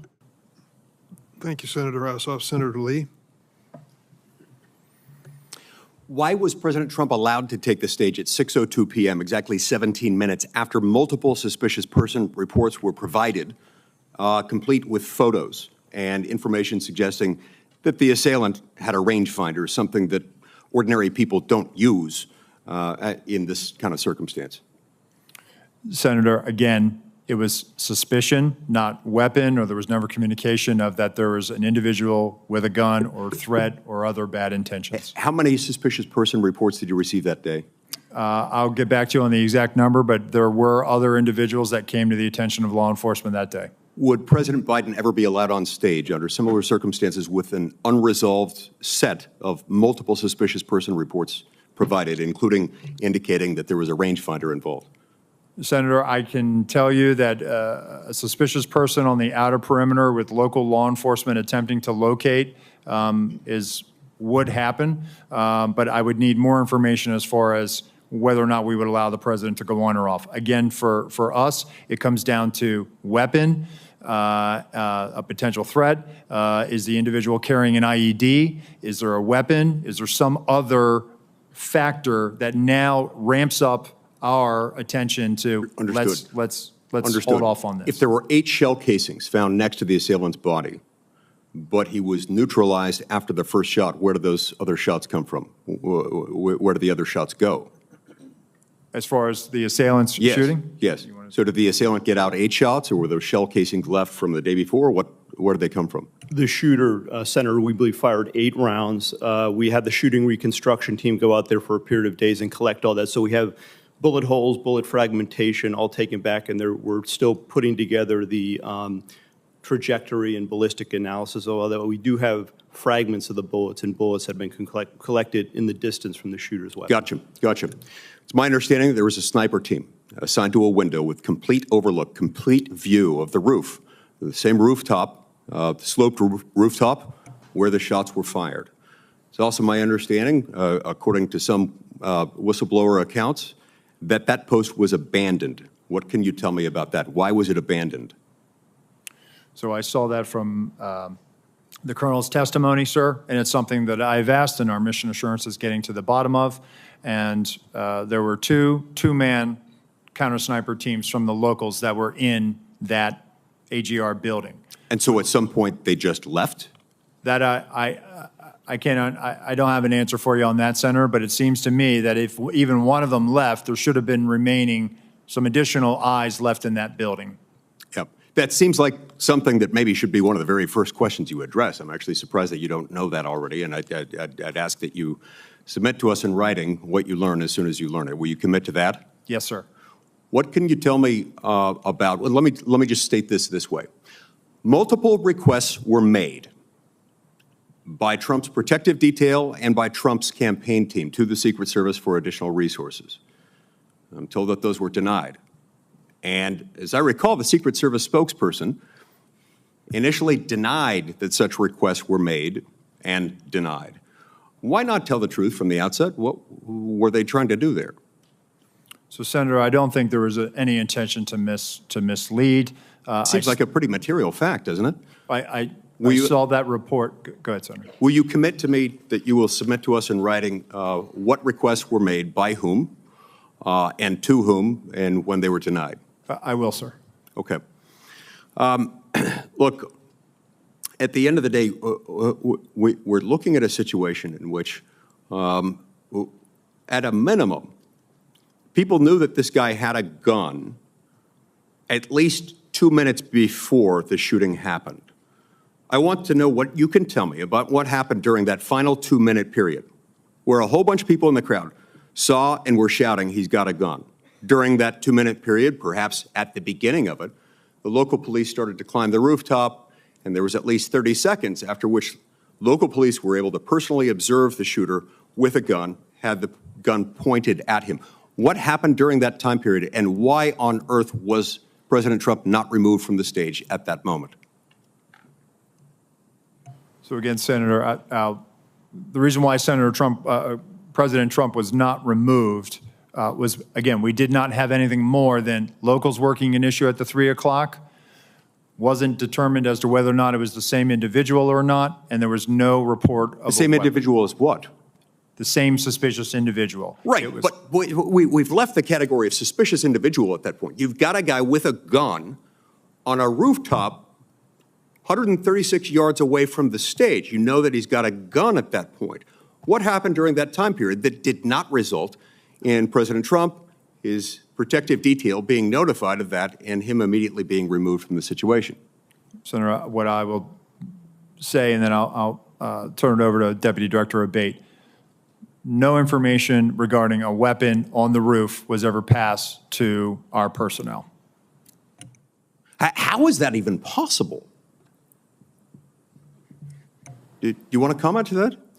Senator, again, I believe that information, and this is probably something my colleague can expound on, information that was in law enforcement, local law enforcement channels, but did not cross over and make it to Secret Service awareness. Senator, just to clarify the timeline, so the individual was first seen by law enforcement on the roof at about 6:08. We're still working to perfect the timeline based on the radio comms and all that. It wasn't until at 6:11:03 seconds, the officer saw him and called out his arm. That was the first sighting where he had the rifle on the roof, and then he... And that was relayed to the Secret Service Command Center at that point? My understanding is no, Secret Service, it was not relayed to them. It's a narrower time frame, though. It's probably about maybe up to half a minute between the time he's seen with the rifle and when the shots are fired. But there's still time. At that point, if there were an open channel of communication in which they were able to tell him, he's got a gun, take him out. You could still take President Trump off the stage. You could have him duck. You could have the shooter neutralized. Do you not have a channel of communication by which they can say, gun, take him out? So again, Senator, that information stayed in state and local channels and did not make it over to Secret Service. Did they not consider that relevant? You're saying that you're saying that the local police didn't consider that relevant enough to pass along to the Secret Service? Sir, I think that they were in the midst of dealing with a very critical situation, and they articulated that over the radio, as I understand it. However, it was never relayed over to us. Thank you, Senator Lee. Senator Hawley. Thank you, Mr. Chairman. Director Rowe, can you put your first poster, your first demonstrative back up? Please put A up, please. Let's make sure everybody can see it. This is the photograph, I believe, that you took, your team took of the roof, the AGR roof. Yeah, that's the one. Okay, so from this vantage point, as the law enforcement who are in those windows, as they look left, they should be able to see the shooter clearly there on the AGR second floor roof. My question is, why is there not a Secret Service counter sniper on that roof? So, Senator, we're when we post up, our methodology is to look at things that can see in on our protectees so that they can provide that coverage. But why is there not a Secret Service counter sniper there with clear line of sight? That roof has a clear line of sight to the former president. Why didn't you put a Secret Service counter sniper there?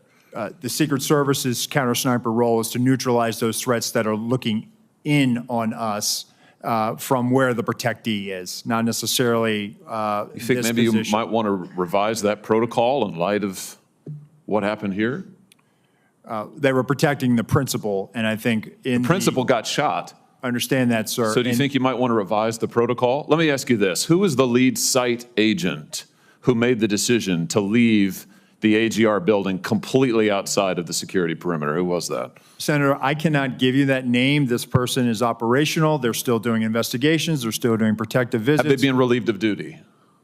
Senator, they have not been relieved of duty. I know their name, by the way. Why have they not been relieved of duty? They are still cooperating, not only being interviewed by the FBI, but also by our Office of Professional Responsibility. And we will let the facts of the mission assurance and any further investigations play out. Isn't the fact that a former president was shot, that a good American is dead, that other Americans were critically wounded, isn't that enough mission failure for you to say that the person who decided that that building should not be in the security perimeter probably ought to be stepped down? Senator, I think you're using the word decided, and I think we need to allow the investigation play out to include. So who did make the decision then? If it wasn't the lead site agent, who made the decision not to put that in the security perimeter? Senator, you're zeroing in on one particular agent. I want to find out exactly what was the entire decision process. So I think I want to be neutral and make sure that we get to the bottom of it and interview everybody in order to determine if there was more than one person who perhaps exercised bad judgment. Well, sure. My question is, why don't you relieve everybody of duty who made bad judgment? So yeah, you're right, I am zeroing in on somebody. I'm trying to find somebody who's accountable here. And so you're telling me that the person who made the decision not to include this in the perimeter has not been relieved of duty. What about the person who's in charge of the interoperability of radio frequencies between local law enforcement and Secret Service? Has that person been relieved of duty? No, Senator, because interoperability is a challenge, is a greater challenge than just one person. On that day, we had a counterpart system It failed As the person spectacularly. who made the decision to send Donald Trump onto stage knowing that you had a security situation, has that person been relieved of duty? No, sir, they haven't. Has the because- person who decided not to pull the former president off of stage when you knew that, in your words, the locals were working a serious security situation, has that person been relieved of duty? No, sir. Again, I refer you back to my original answer that we are investigating this through a mission assurance. And as opposed to zeroing in on one What more do or you need two to individuals, investigate we to want find know out exactly what the What more do you decision-making need to process investigate was. to know that there were critical enough failures that some individuals ought to be held accountable? I mean, what more do you need to know? What I need to know is exactly what happened, and I need my investigators to do their job. And I cannot. people didn't do their I cannot jobs. put my thumb on the scale. Otherwise, what do you mean put your thumb on the scale? You're asking me, Senator, to completely make a rush to judgment about somebody failing. I acknowledge this was a failure of the Is it Secret not Service. prima facie that somebody has failed? A former president was shot. Sir, this could have been our Texas school book depository. I have lost sleep over that for the last 17 days, Then just like you fire have. somebody to And I will hold them tell you, accountable. Senator, I will tell you, Senator, that I will not rush to judgment, that people will be held accountable, and I will do so with integrity and not rush to judgment and put people I can't believe unfairly that you persecuted. are unfairly persecuted. Unfairly, We've got people sir. who are we dead. have to be able to have a proper investigation into this, Senator. You said earlier that you've got to make sure that your protocols are followed, and unless there's a protocol violation, people wouldn't be disciplined. I would just say to you, I don't really care that much about your protocols. I think if your protocols don't provide for the fact that when a former president is shot, when an American is killed, when other rally-goers, innocent people who just showed up on the day, when they are shot at and critically wounded, if that isn't a protocol violation prima facie, you should revise your protocols. Senator, I think this is where you and I agree. This was a failure, and we will get to the bottom of it. Well, I hope you're going to do something about it. Let me ask you something else. The Real Clear Politics reports this morning that you were directly involved in denying additional security resources and personnel, including counter-snipers, not just to this event, but over the last 2 years, that President Trump's team repeatedly asked for these additional resources, and you personally were involved in denying them. Is that true? Senator, as I stated earlier, that is not true. So you never denied any resources to former President Trump's team? No, not me. No, sir. And Not you personally. weren't involved in any of that? You No, were never sir, I involved was in the not. decision-making? No, sir, I was not. Let me ask you just one or two other things here quickly. Well, whistleblowers tell me that, in fact, law enforcement were stationed to be on that roof and that law enforcement abandoned their post because it was too hot. Is that accurate? Senator, I have heard that as well. Again, they posted up inside.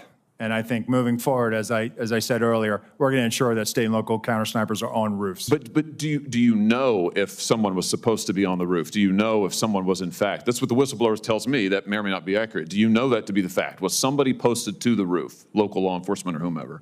I do not know that to be a fact. Well, can I ask you why you don't know that? Again, Senator, we are looking at this, and they should have been on that roof. And the fact that they were in the building is something that I'm still trying to understand. I just want to express my frustration, Director, that 17 days or whatever it's been, that whistleblowers are telling us more than you are, and you don't know, you haven't ascertained if there was supposed to be law enforcement on the roof. That seems like a pretty basic fact. I'm also told that local law enforcement suppliers offered the Secret Service drones, and you declined them. Is that true? So, Senator, one, I've been very transparent and forthcoming. Your agency has not been transparent and forthcoming, so please, let's not go there. I have been forthcoming, sir. That remains to be seen. You've been on the job a few days. So far, you've fired nobody. Now, the drones. Thank you, Were Senator. you offered drones? Senator So there Hawley. was an offer to fly a drone on that day. And why did you deny it? Again, I think the ability of local law enforcement to provide an asset, we probably should have taken them up on it if it was offered. Senator Cruz. Thank you, Mr. Chairman. Mr. Rowe, thank you for being here. I agree with what you said at the outset, that the individual Secret Service agents demonstrated remarkable personal courage, putting their bodies in between the line of sight of the shooter and the president. That being said, the bravery of the line agents is quite different from the decisions of Secret Service leadership. Secret Service leadership committed catastrophic security failures. Indeed, the worst security failures for the Secret Service since 1981, since the attempted assassination of President Ronald Reagan. It is incumbent upon this committee to determine why those security failures happened. Just after the shooting, Secret Service put out an official statement from your spokesperson that says there's an untrue assertion that a member of the former president's team requested additional security resources and that those were rebuffed. This is absolutely false. In fact, we added protective resources and technology and capabilities as part of the increased campaign travel tempo. Was this tweet accurate? With respect to Butler, Pennsylvania, it is accurate, sir. It is accurate that the Trump team had not asked for additional security and had not been rebuffed. If you're talking about Butler, Pennsylvania, all assets requested were approved. If you're talking about the media reporting of assets requested, there were times when assets were unavailable and not able to be filled, and those gaps were staffed with state and local law enforcement tactical assets. So I'm reading from the Washington Post, July 20th, 2024. Secret Service said to have denied requests for more security at Trump events. The opening paragraph, top officials of the U.S. Secret Service repeatedly denied requests for additional resources and personnel sought by Donald Trump's security detail in the 2 years leading up to his attempted assassination, according to 4 people familiar with the requests. Is that right, that repeatedly the Trump detail asked for more resources and repeatedly Secret Service leadership turned that down? That is not accurate, Senator. Assets are requested. There's a process that is made. And how many requests did the Trump team or the Trump detail ask for? I can get you that number in a queue. You don't know now. So I can speak to the ones that reported in the Washington Post, and we can go through them if you like. But you don't know how many requests there were. In general, how many requests since 2021 that the former Trump detail has made a request for assets? You've had 2 weeks. You had a spokesperson put something out that is false on its face. By the way, did you approve this statement when it went out? I don't know if I did or didn't, Senator. Has this spokesperson, is he still employed? Does he still have a job? He is still employed, Senator. So he lied on behalf of the Secret Service. He still has a job. Did your predecessor, the former director, did she approve this statement? Senator, our comms team, they send out statements, they do deconflict them, and they put them out. Did she approve this statement? I don't know if she did or did not, Senator. And you don't know if you did either? I don't recall approving it, Senator. Will you commit to provide this committee in writing every written request for additional resources from the Trump campaign or the Trump detail and every response from Secret Service? Senator, I will commit to providing responses and getting you the information that you are seeking. Let me ask you something. And who makes the decision to deny those requests? Did you make that decision? Which requests? Are you talking about the ones that were in the Any Washington of them. Post? Yes. So the process, sir, is that a detail will make a request for either staffing, technical assets, that is handled between the field office and the detail. It goes up to a logistics office between our Okay, so there's a bureaucracy. Is there a decision maker? It's not a bureaucracy, Senator. Give me It's the a person process. that's a decision maker. Is there one? Senator, it's a conversation. It's not just an absolute yay or nay. So let me tell you what I believe. I believe that the Secret Service leadership made a political decision to deny these requests.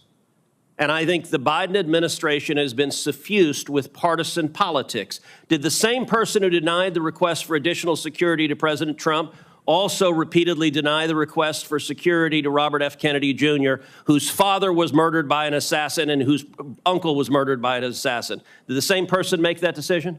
Senator, what I will tell you is that Secret Service agents are not political. Okay, you're not answering my question. But you know what? Leadership appointed by the president, leadership appointed by the president is political. I have a simple question, yes or no.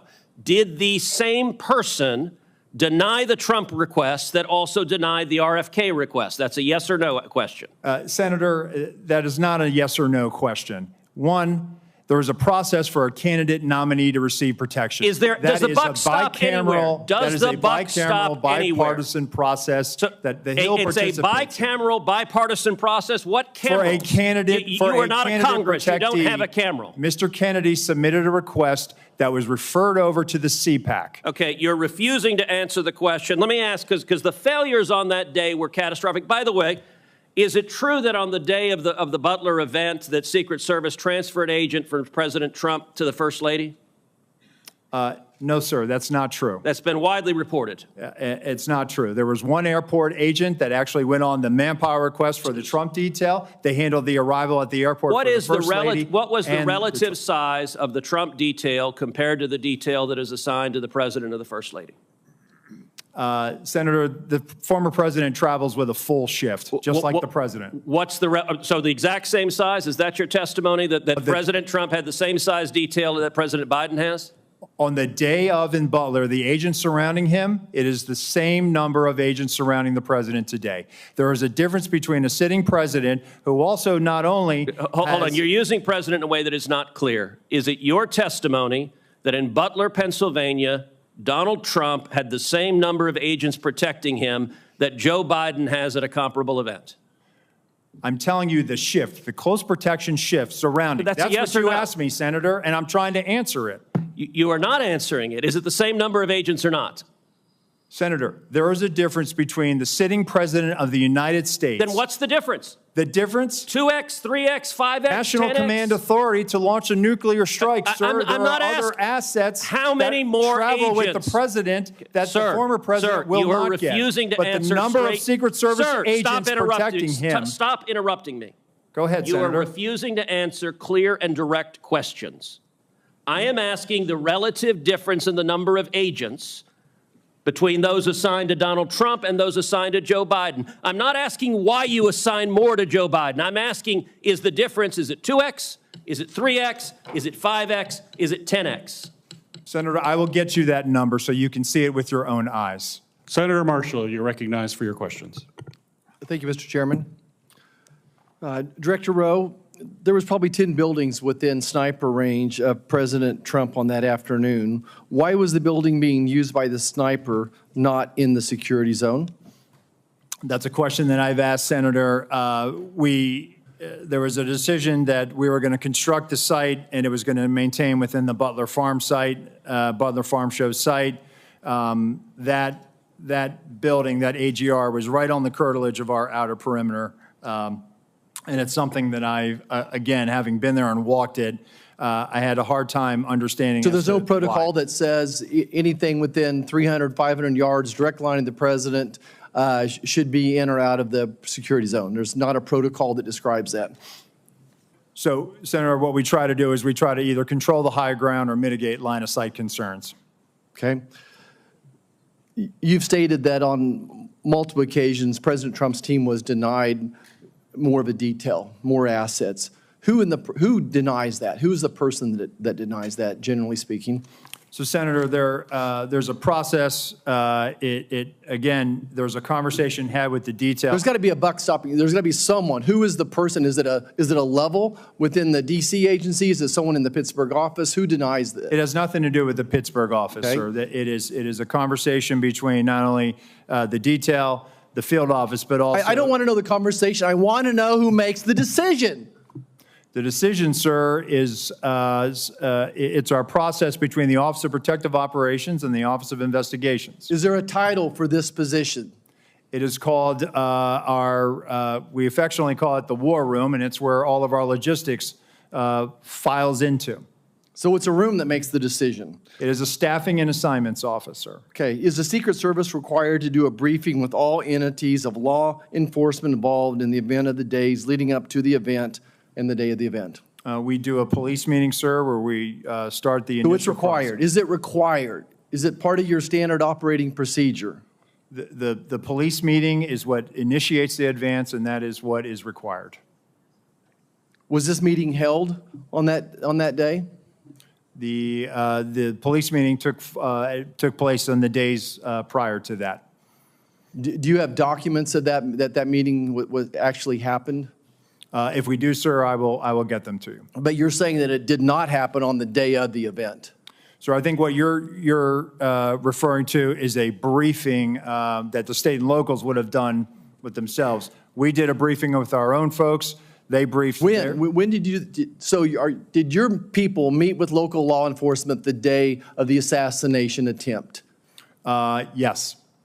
Okay, and you realize that the local law enforcement says no, that that meeting never happened, and that's why we need to get these people in to talk to us, and this is why the FBI needs to be speaking up sooner than later and say that meeting did or didn't happen. Surely there's some type of documentation of that meeting one way or the other.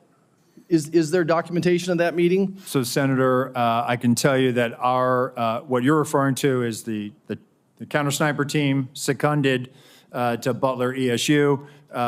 Our personnel met with the team lead from Butler ESU, and they discussed areas of concern, areas of responsibility, and that did in fact happen at the site on that day. Director, I think you would agree with me that there were multiple individual and institutional failures the day of this assassination attempt. You have a $3 billion budget. You're still 2,000 employees short. And in 2022, the Secret Service had a 48% departure rate. That tells me you either have a cultural problem or just gross incompetence. Which one is it? So, Senator, I would challenge that 48% departure rate. Let me get you some statistics that we have. It is not 48%. But go back to the multiple failures that we saw on an individual basis as long as systemic.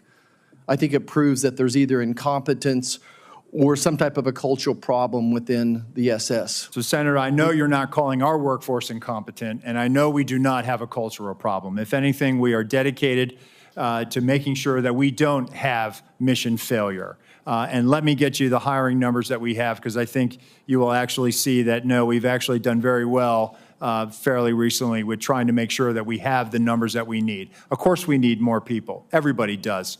But let me get you those numbers, and I think let your own eyes Would you see. also disagree with me when it's reported that almost 50% of the rank and file officers don't trust leadership within the Secret Service? Senator, I think it's the right of every worker to talk bad about their boss. Thank you. I yield back. Senator Hirono, you're recognized for your questions. Thank you, Mr. Chairman. Clearly, there is a lot that the Secret Service has to answer for in this stunning security failure. But I do want to follow up on Mr. Abbate's testimony that an online profile of the shooter may have been found, and you said it contains anti-Semitic and anti-immigrant postings. Can you elaborate? Have you found anything further in the shooter's profile? Senator, this was just discovered, as I mentioned, and it's being closely analyzed right now. We need to verify that it is, in fact, that it belonged to the now deceased shooter and that he made these comments. So that's why I felt it important in the interest of transparency to share that here, but add the caveat that we still have a lot of work to do, which we're working on quickly to determine that. It's of importance, I think, because if it is, in fact, the shooter that posted these comments, it's the first real indication where he's expressing what are described as extremist views and talking about political violence. I take it that once you determine that it was, in fact, the shooter who posted these kinds of comments, that you will let the public know as well as this committee? Absolutely, Senator. I think, in fact, it is very important that many of the perpetrators of mass shootings, et cetera, have these kinds of postings online that are very anti-immigrant, anti-Semitic, anti-everything. And it is really important as we determine the kind of profile for many of these shooters that we understand how critical it is that we are careful, how critically important it is that people are careful about what they're posting online, the misinformation, disinformation, everything else along those lines. This is for Mr. Abbate once again.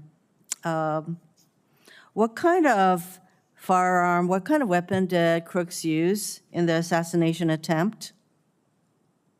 This was an AR-15 style rifle manufactured by a company named Panther Arms. And once again, many of the persons involved in these kinds of mass shootings use this particular kind of weapon. We know from similar hearings that the Judiciary Committee has had that we are a nation awash in guns. In your view, shouldn't we be doing more to prevent the easy accessibility of these kinds of firearms in our country? Senator, we're focused on collecting the facts here, and I'm not going to comment on something like that. Well, I know that that there is a hesitancy to ask about firearms and all of that, and I should think that as a law enforcement person that you probably have some opinions along those lines, but you don't want to articulate what to many people in our country. There's a causal factor here, the easy accessibility of guns. And I want to ask that question because I think it's important that the American people understand that, we are a nation that is awash in guns, and we have more mass shootings than any other country, and yet we have been unable to pass the kind of laws that prevent these kinds of firearms to be easily available, that we have not done enough to promote gun safety in our country. And Mr. Chairman, I wanted to articulate that as the elephant in the room that nobody wants to address, including apparently our law enforcement officers.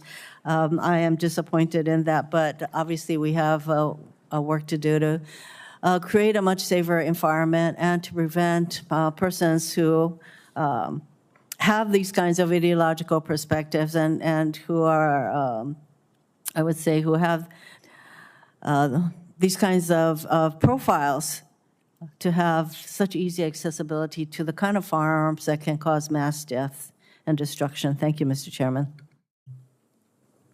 Senator Langford, you're recognized for your questions. Chairman, thank you. Thank you to both of you for the testimony today. Director Rowe, future Vice President J.D. Vance was in my state this past week in Oklahoma City. I talked with some of the Secret Service folks that are there. They're doing a terrific job. I got a chance to be able to thank them personally for the tasks they're doing, and I know the Oklahoma folks in Secret Service, and they're very dedicated, incredibly sharp people on that team.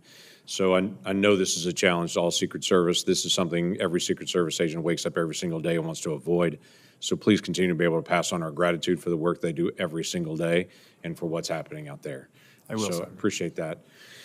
Mr. Abbate, I want to ask you about some of the interviews that have happened. Y'all have done more than 400 interviews at this point. For the counter sniper team that was local law enforcement that was on the second floor overlooking that rooftop, have they been interviewed at this point? Yes, Senator, I believe that each of them have been interviewed. Do you know offhand if they were at their post at that time, able to look across that? They were at that post at sometimes. Do we know they were at that post at 6:08 to 6:11? My understanding, and I want to be fair, I have not read the reports directly, but I've been briefed on some of it. They were at times during the time frame we're talking about here on post within the AGR building. And I do believe, but I would want to confirm this at some point, one or more did venture out in an effort to locate and isolate the. We understand from the timeline that they were also looking for this individual that was suspicious, that they had left that post to be able to try to look for him on the ground at different points to try to be able to see if they could get a different perspective. What we're trying to figure out is during that time period that he actually climbed on the roof, assembled a firearm or took a firearm with him or picked one up, whatever it might have been there, that they were able to actually see him if they were able to look left, as has been acknowledged in the photos that are up there. Senator, I don't know the exact timing and the movements of each officer that was out there, but what I would derive from it is they were all focused on locating the shooter, right, the suspicious person at the time. And then, as we've all seen, the one officer attempted to get on the roof directly. There were efforts going on in those final minutes, right, on the video to try to get to this person. We've got one officer being boosted up by another officer, yes, to look up on the roof because people on the ground had said there's someone up there and they have a gun that's crawling on that roof. And so they climbed up to be able to see it. He turned around with a rifle. He came down. And then at that point, he gets on the local radio that he has and says there's someone on the roof with a gun. Is that correct? Yes, Senator, I believe that that's accurate. So what's the rest of the radio communication? We've heard that first call in. We know it's about 30 seconds from the time he called in till the actual first shot rang out. What else was discussed on the radio during that 30-second time period? Senator, we have the radio communications. The local radio communications were recorded and captured, and we do have that as part of the investigation. The key points to me, that local officer communicating that he sees the individuals, he's armed, that's at about 6:11 in some seconds, I think it's 3 seconds, and then he identifies it as a long gun at about 6:11 and 11 seconds. And the shots, which all happen quickly together, I believe happened within probably 30 seconds. But we're talking about over the radio because there's a command center there. Yes. Where all radios, including the local, as they're all being listened to try to be able to review. There's a statement that has the word gun in it that's coming out across the radio. We only know that first communication. We don't know what came back and forth on that. We'd like to get transcripts of that conversation that was done in local law enforcement. But coming into that command center, there's also the word gun coming through one of the radio frequencies. I would think that would be communicated pretty quickly to everybody across the spectrum. 30 seconds is not long, but that's an NFL play plus a huddle plus the next play. I mean, that's quite a bit of time still to be able to respond. When Secret Service moved to be able to protect the president once the first shots were fired, within 2 seconds, they're gathered around him. So trying to be able to figure out where the word gun got lost in radio communication here and what else was said. Certainly, we will share the communications with you and the committees, Senator. I will note, just from my notes, there was effort within those minutes and seconds once the gun was announced. There's other communications where the local police are talking about deploying a QRF and responding, and that they've got the building surrounded. So it's not an avoid. I don't want to give you the misimpression. Right, I understand, but typically, I would assume for Secret Service, if they hear over the radio over something gun, they're moving to be able to protect the detailee, the person they're protecting at that point, the protectee, that they're moving pretty quickly at that point if that's what's actually coming out. And so that's what I'm trying to be able to figure out, how that didn't get communicated out to the people that were directly in front of the former president at that point. And the last question I'd have, I only have a second left, is just, was there any overhead drone? We've talked about counter drone, but any visibility that Secret Service had to be able to see the field and all the operation in their own ability? No, sir. And as was asked by another senator earlier, it appears that there was an offer by a state or local agency to fly a drone on our behalf, and I'm getting to the bottom as to why we turned that down. Okay, thank you. Senator Kennedy, you're recognized for your questions. Thank you, Mr. Chairman. Mr. Abbate, am I saying your name right? Yes, Senator, thank you. You are the Deputy Director of the FBI, is that correct? Yes, Senator.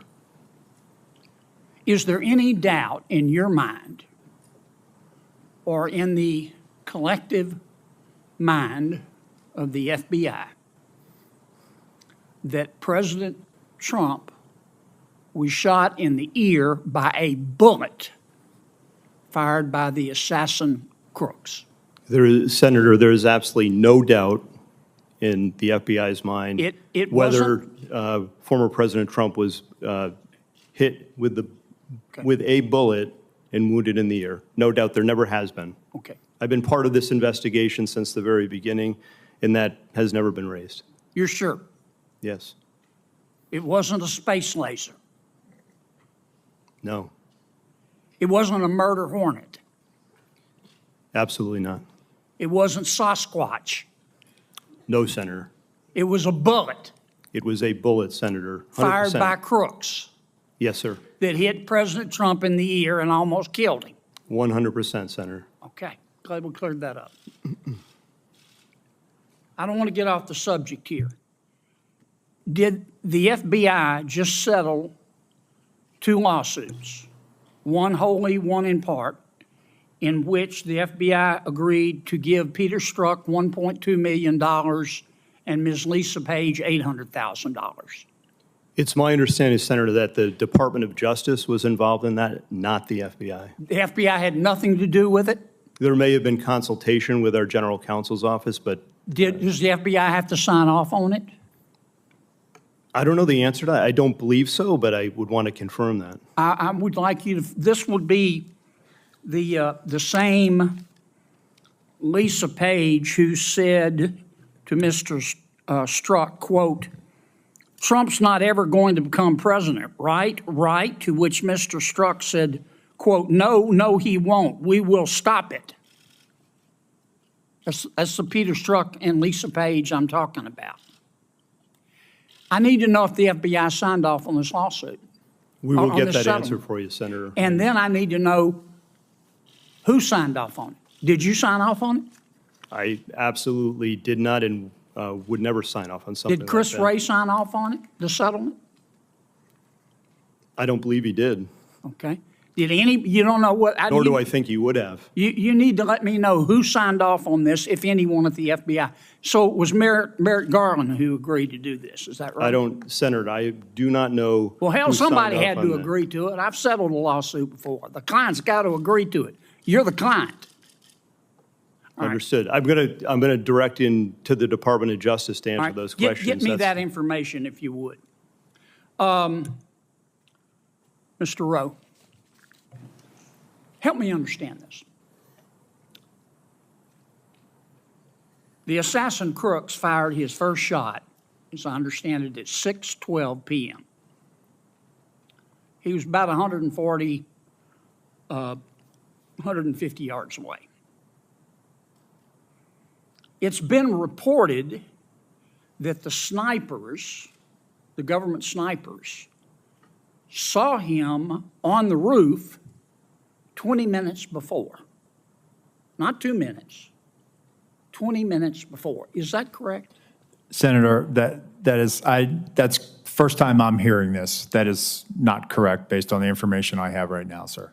Well, when did the FBI snipers see him on the roof? Just Secret Service sniper, sir. I mean, I'm sorry, you're right. That's an Secret insult, Service sir. sniper. No, I'm just kidding. I understand. I apologize. When did the Secret Service snipers, one of whom ultimately shot the assassin Crooks, first see him on that roof?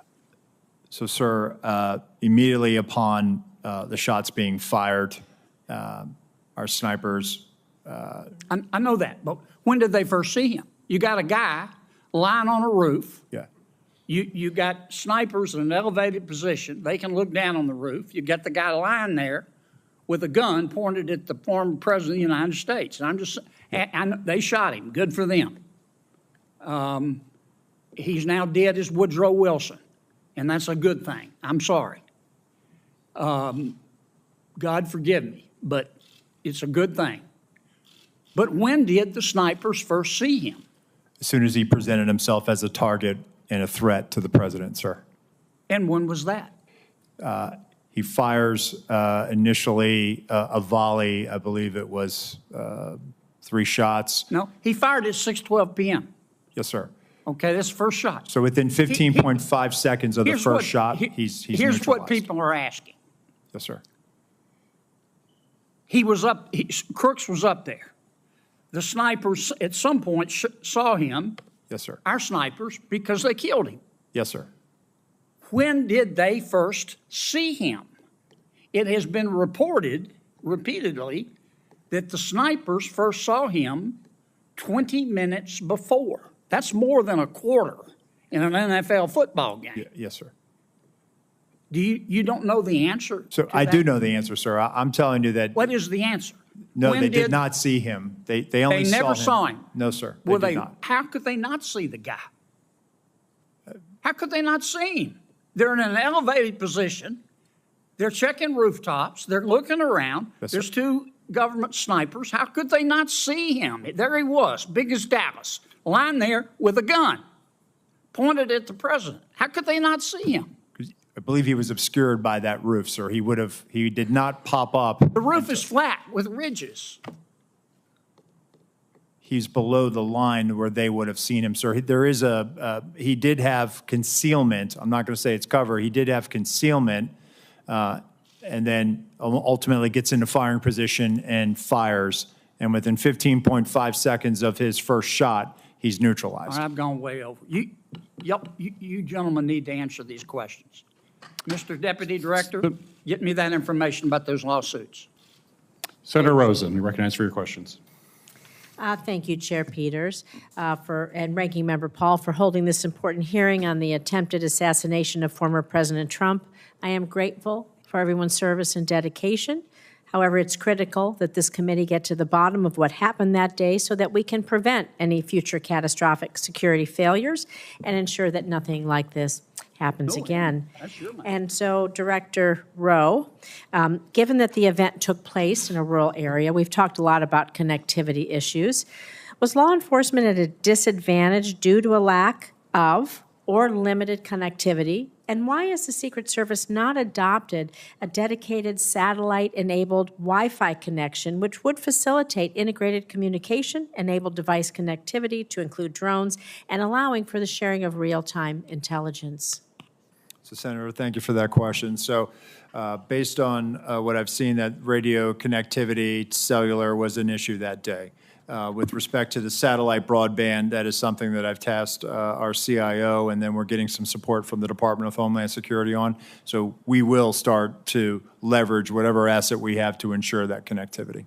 Well, I can tell you that we have those SEER ratings in Homeland Security, those special event ratings that we have for things like the Super Bowl. We have it a lot in Las Vegas, and they do bring these mobile units to be sure that we have all the dedicated Wi-Fi, cell service, and integration that is absolutely necessary for securing a huge event. And so I look forward to hearing about that. Thank you. I want to talk a little bit about intelligence for lone wolf actors, because although we have not been made aware of any specific intelligence the Secret Service or others had in the shooter before the event, we do know that we have intel on Iranian threats against the former president. And so again, Acting Director Rowe, could you talk to us about how you utilize intelligence collection as a way of mitigating threats from state actors like Iran compared to what you do, compared to lone wolf actors, what it seems to be like the attempted assassin that we have here in Crooks. And so, and what are the specific challenges with the intelligence collection as a mitigation tool against lone wolf actors versus state actors? So Senator, first let me preface by saying the Secret Service is not a member of the intelligence community.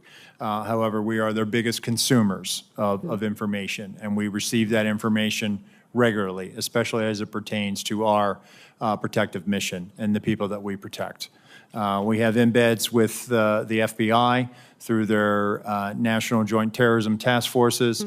Our agents are basically embeds and are able to not only receive information but also follow up on investigations that may have a nexus or a direction of interest towards one of our protectees. We have an excellent working relationship with the FBI. We have an excellent working relationship with the intelligence community. We are not collectors. We are consumers of finished analytic products that the intelligence community of the FBI produces. We ingest them, and then we use that to adjust our protective posture. And we do this daily, weekly, all of the time. And it's not only for protective for protectees, but also the events and sites that we protect on a permanent or temporary basis. With respect to largely a lot of the people that come to our attention, and in the case of the assailant, you know, to me, as I overlay him over top of, say, John Hinckley, who tried to shoot President Reagan, I see an individual based on the information that I have now, some of the great work that the FBI has done. We have an individual who's a loner. We have an individual who was focused on Donald Trump and Joe Biden. Hinckley traveled the 80 campaign, and we know that he followed President Carter. It just, on March of '81, he happened to show up in Washington, D.C., and he saw an opportunity to try to attack President Reagan. So when it comes to the Secret Service, and 1981 was a watershed moment for us. We have people that are, for whatever reason, fixated on carrying out an attack against the President of the United States or one of our protectees. And in this instance, you have the assailant who was a loner. Obviously, he was researching. He had researched the Democratic National Convention. He had researched and Googled or used a search engine about the president, the former president. And so I think he had moved towards an idea that he was going to try to do something. And so when I look at this, We don't have a challenge with the FBI or the intelligence community. I think what we always try to wrestle with is trying to line up and see people as they're starting to head down a pathway towards violence. And it's something that we have spent a lot of time and resources in with our National Threat Assessment Center to try to gain a better understanding so that we can help our agents in the field as they're doing these protective intelligence cases and these investigations to be able to make a determination, is somebody generally a threat, or do they need mental health, or do they need some other type of service? Thank you. I appreciate that. My time's over. Thank you, Mr. Chairman. Thank you. Senator Cotton, you're recognized for your questions. At the outset, I want to express, as many members have, as President Trump did, the admiration and respect for the bravery and skill of the officers who were on site that day, Secret Service officers, as well as all the local law enforcement.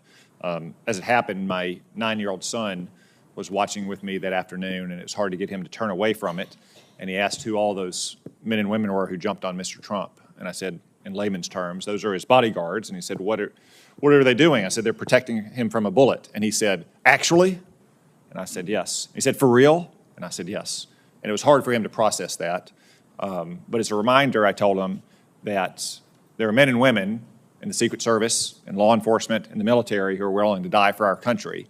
And it's an important lesson, I think, that everyone should take away from this, that you had very brave men and women on the ground there who were doing their job to protect this country, to protect a former president and a nominee for president, as they do every day for so many other protectees. Obviously, there were failures in the planning and preparation for this event. Mr. Rowe, we've heard that the shooter had a golf rangefinder. Was that not on the list of prohibited items at an event like this? Currently, it is not on the list of prohibitive items, but we're going to make that change, Senator. John Kennedy can't get into an LSU football game with a flask. Yeah, I can. Well, he probably can, but he's not supposed to. It just seems like common sense that you don't need a laser rangefinder at an event like this.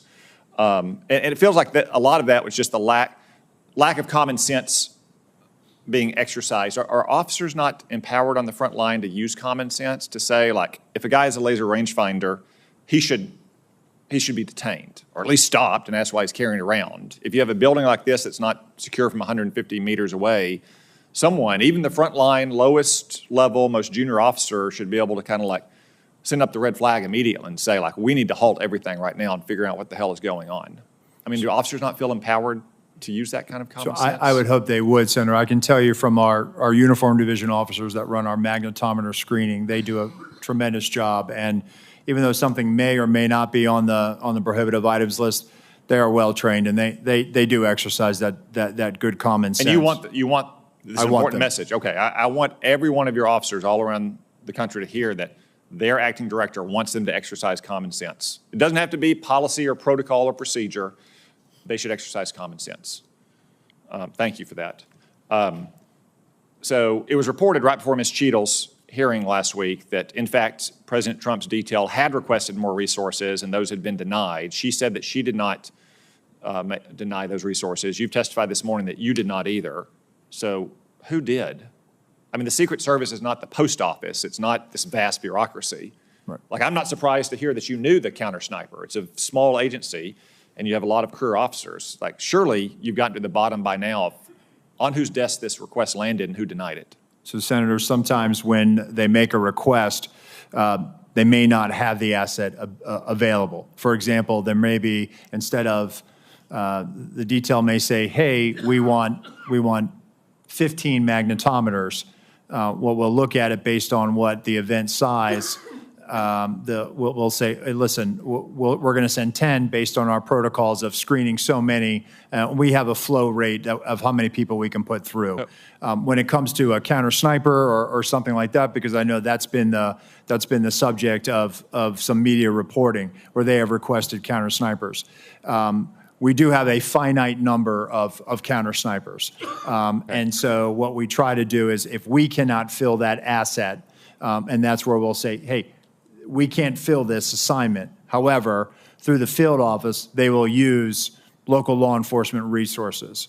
And so in those situations, for example, in the one that has been the subject of a lot of reporting with Pickens, South Carolina, they in fact did use local assets to be able to do that. And there were 3 counter-sniper teams. One of them was formerly with the Secret Service Uniform Division. And so they actually used the same practices that we use. So it's not that there was a drop in the capability. They actually use the best practices that we would use. So the asset may be denied by Secret Service between the war room and that conversation with the detail in the field, but that doesn't equate to a vulnerability or a gap. Okay, one final question about the Iran threat. As you know, Iran made credible threats against several former Trump administration officials, many of whom still have government-provided security details to this day. Ms. Cheadle removed Secret Service protection from Robert O'Brien last year. Were you involved in that decision? So, Senator, he was a memorandum protectee, meaning that the president authorized protection for him. We do not weigh in on who gets protection. Why? So you're still protecting some others. I won't reveal their names. You are still protecting others, and other personal security offices in the federal government are protecting others. Other officials don't reveal their names. Like who made the decision that Robert O'Brien no longer needed a security detail, despite Iran's ongoing credible threats? So I can tell you, sir, it wasn't the Secret Service. We don't factor into that decision. Can you take a look at why that happened now that you're in charge, and consider the possibility that he might still need that protection, given all of his counterparts in the Trump administration still have protection? I will do so, Senator. Go ahead. You go ahead. Go ahead. I would have said, like, again, I'm not going to reveal the protective details, but I'm pretty confident that the agency can get this done. And I think it needs to get done if you look at the kind of ongoing threats that he and all these others face. Yeah, I will, sir. Despite all the resource constraints we've talked about today, he's not the President of the United States. He doesn't have an 18-car motorcade, nor do any of the others. I think he needs that protective detail, and now that you're in charge, I'm asking you to take a new look at that and also talk to your supervisors inside the department about whether you can spare just that small, limited amount of resources, okay? Senator Welch, you're recognized for your question. I will, sir. Thank you very much. You know, there's, first of all, thank you both for the tremendous work you do and for all the folks behind you and under you. So thank you for that. I kind of want to follow up a little bit on Senator Cotton. You know, there's 3 issues that have been raised. One is the selection of who gets protection, and you've addressed that just now. The other is whether it's a budget issue, which I don't necessarily think it is. But then there's the operational question. Was this an operational failure? And it appears to me that's where the focus should be. And one of the issues on the operations is the capacity of people who are part of the team, both Secret Service and also the local law enforcement, their capacity to act on what they see. And this is what Senator Cotton, I think, was talking about with common sense. You know, you mentioned that the sniper was authorized immediately to act. He wasn't checking in with anyone, right? And he took out the shooter as quickly as he could. But according to the timeline, you had local law enforcement captured 2 photographs of the shooter at 5:10. At 5:32, local law enforcement officers spot a suspicious person who turned out to be the shooter with a phone and a rangefinder. At 5:46, the alert was so significant that snipers text photo of the shooter from where he was initially spotted to the USS lead sniper. I mean, how is it that where you had these experienced law enforcement people who understood the gravity of the responsibility of protecting the presidential candidate, the former president, none of these actionable observations resulted in action? I'll direct that first to you, Deputy Director Abbate. Thank you, Senator. From the FBI standpoint, we're simply collecting the facts. We've interviewed most of the officers. Now we'll end up interviewing all of them. Okay, we'll go to Assistant Director or Acting Director Rowe. So on that, Senator, I think there was a sense of this guy is standing out, and that's why he came to the attention of local law enforcement.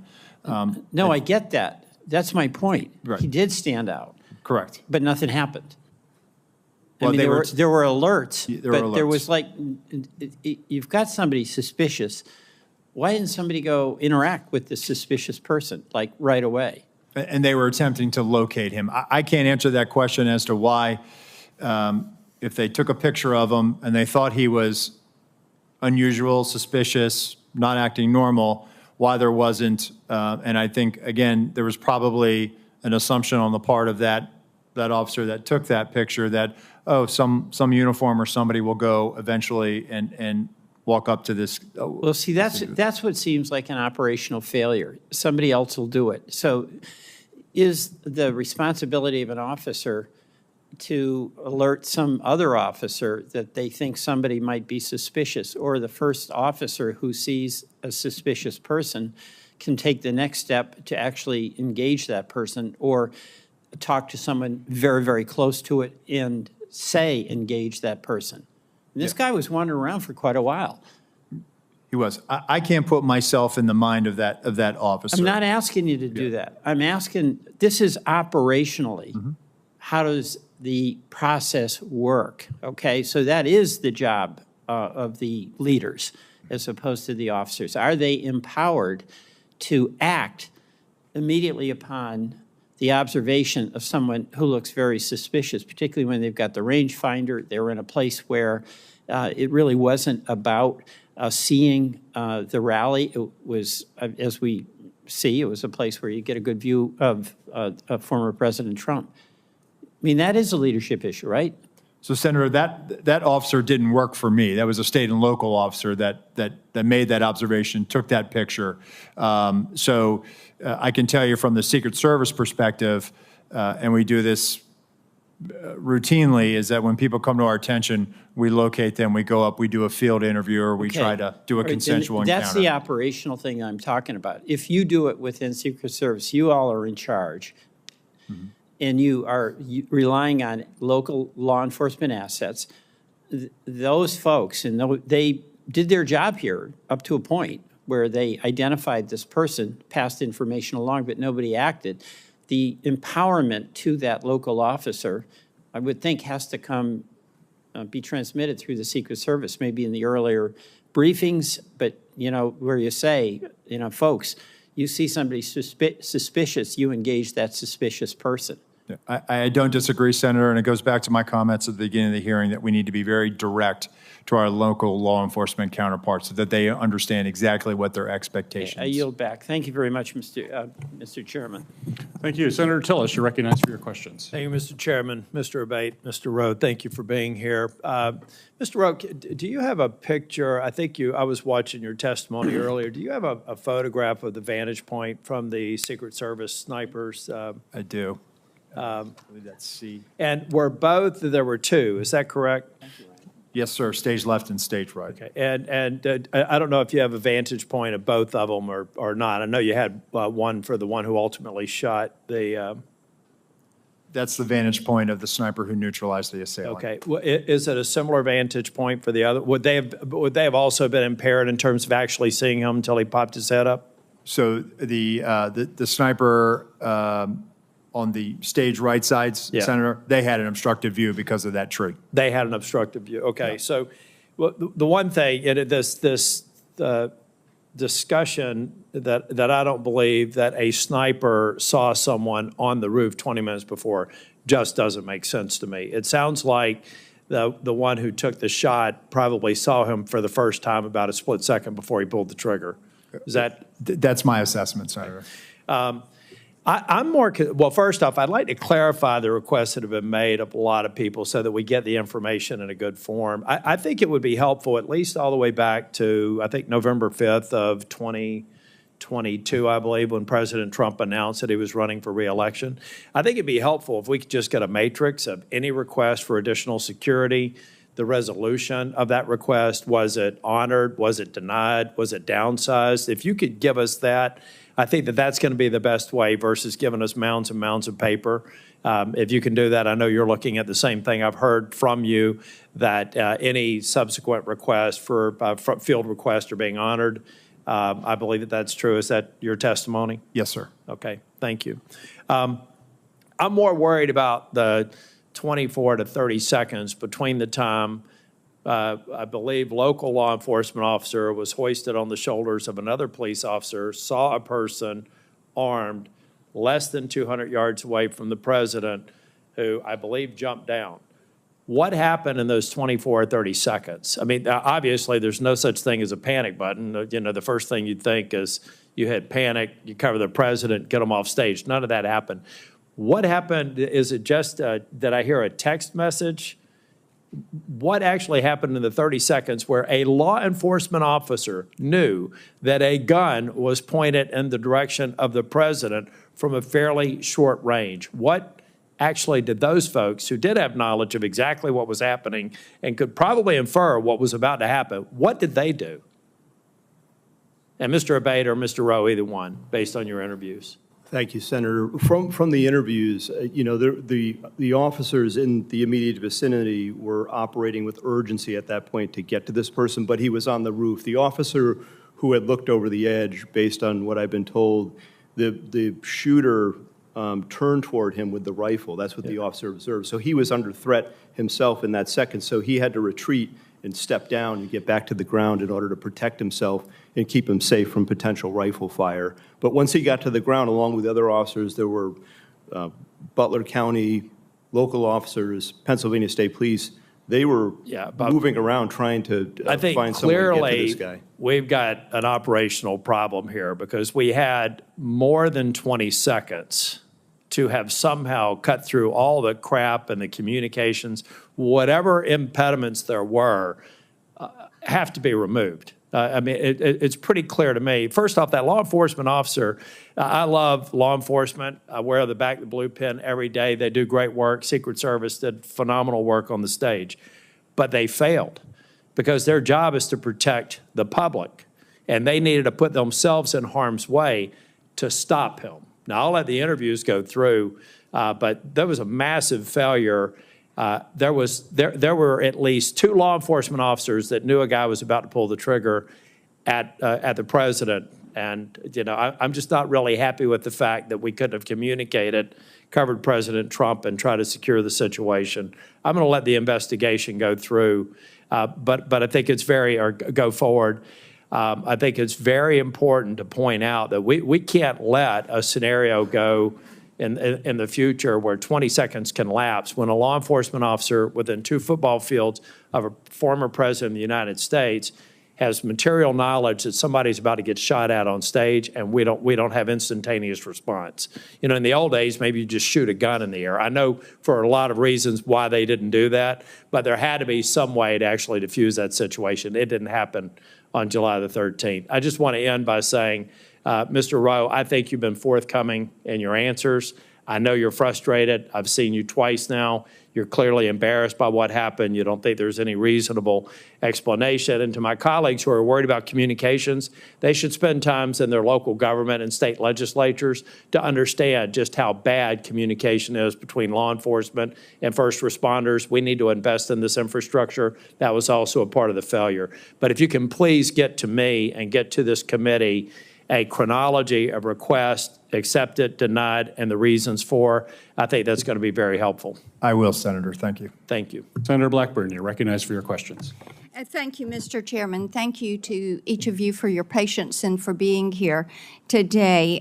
Director Rowe, I want to come to you first because a counter sniper has decided to speak out about the culture at your agency, and I think it is very telling. And he sent an email, and I'm going to quote from that. If this agency needs to change, and if not now, when? The next assassination in 30 days? But here's what I want to talk with you about, because in this email, he says, and I'm quoting again, the motto of the USSS is CYA. And every supervisor is doing it now. That's the end of his quote. So you're the guy in charge. And you're one of those supervisors. You've been a career guy there at the Secret Service. The public has lost trust in the ability to execute the mission, to protect.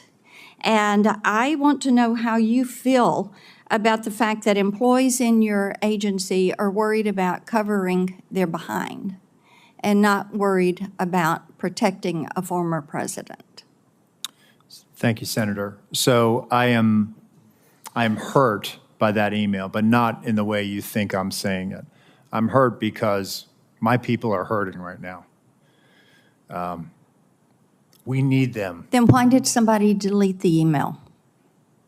I'll get back to you on that, Senator. The agency deleted the email. But look, may I address your question? And, Yes, and, please. I will get back to you Please. as to whether Yes. the email was deleted or not. My agency is hurting. Emotions are raw. I actually want to hear more from that UD officer, that technician. In his email, he referenced that he had spent time serving our nation as a United States Marine, that he is a 20-year professional of the Secret Service. I am committed to being a change agent, meaning I am committed to reviewing some of these things.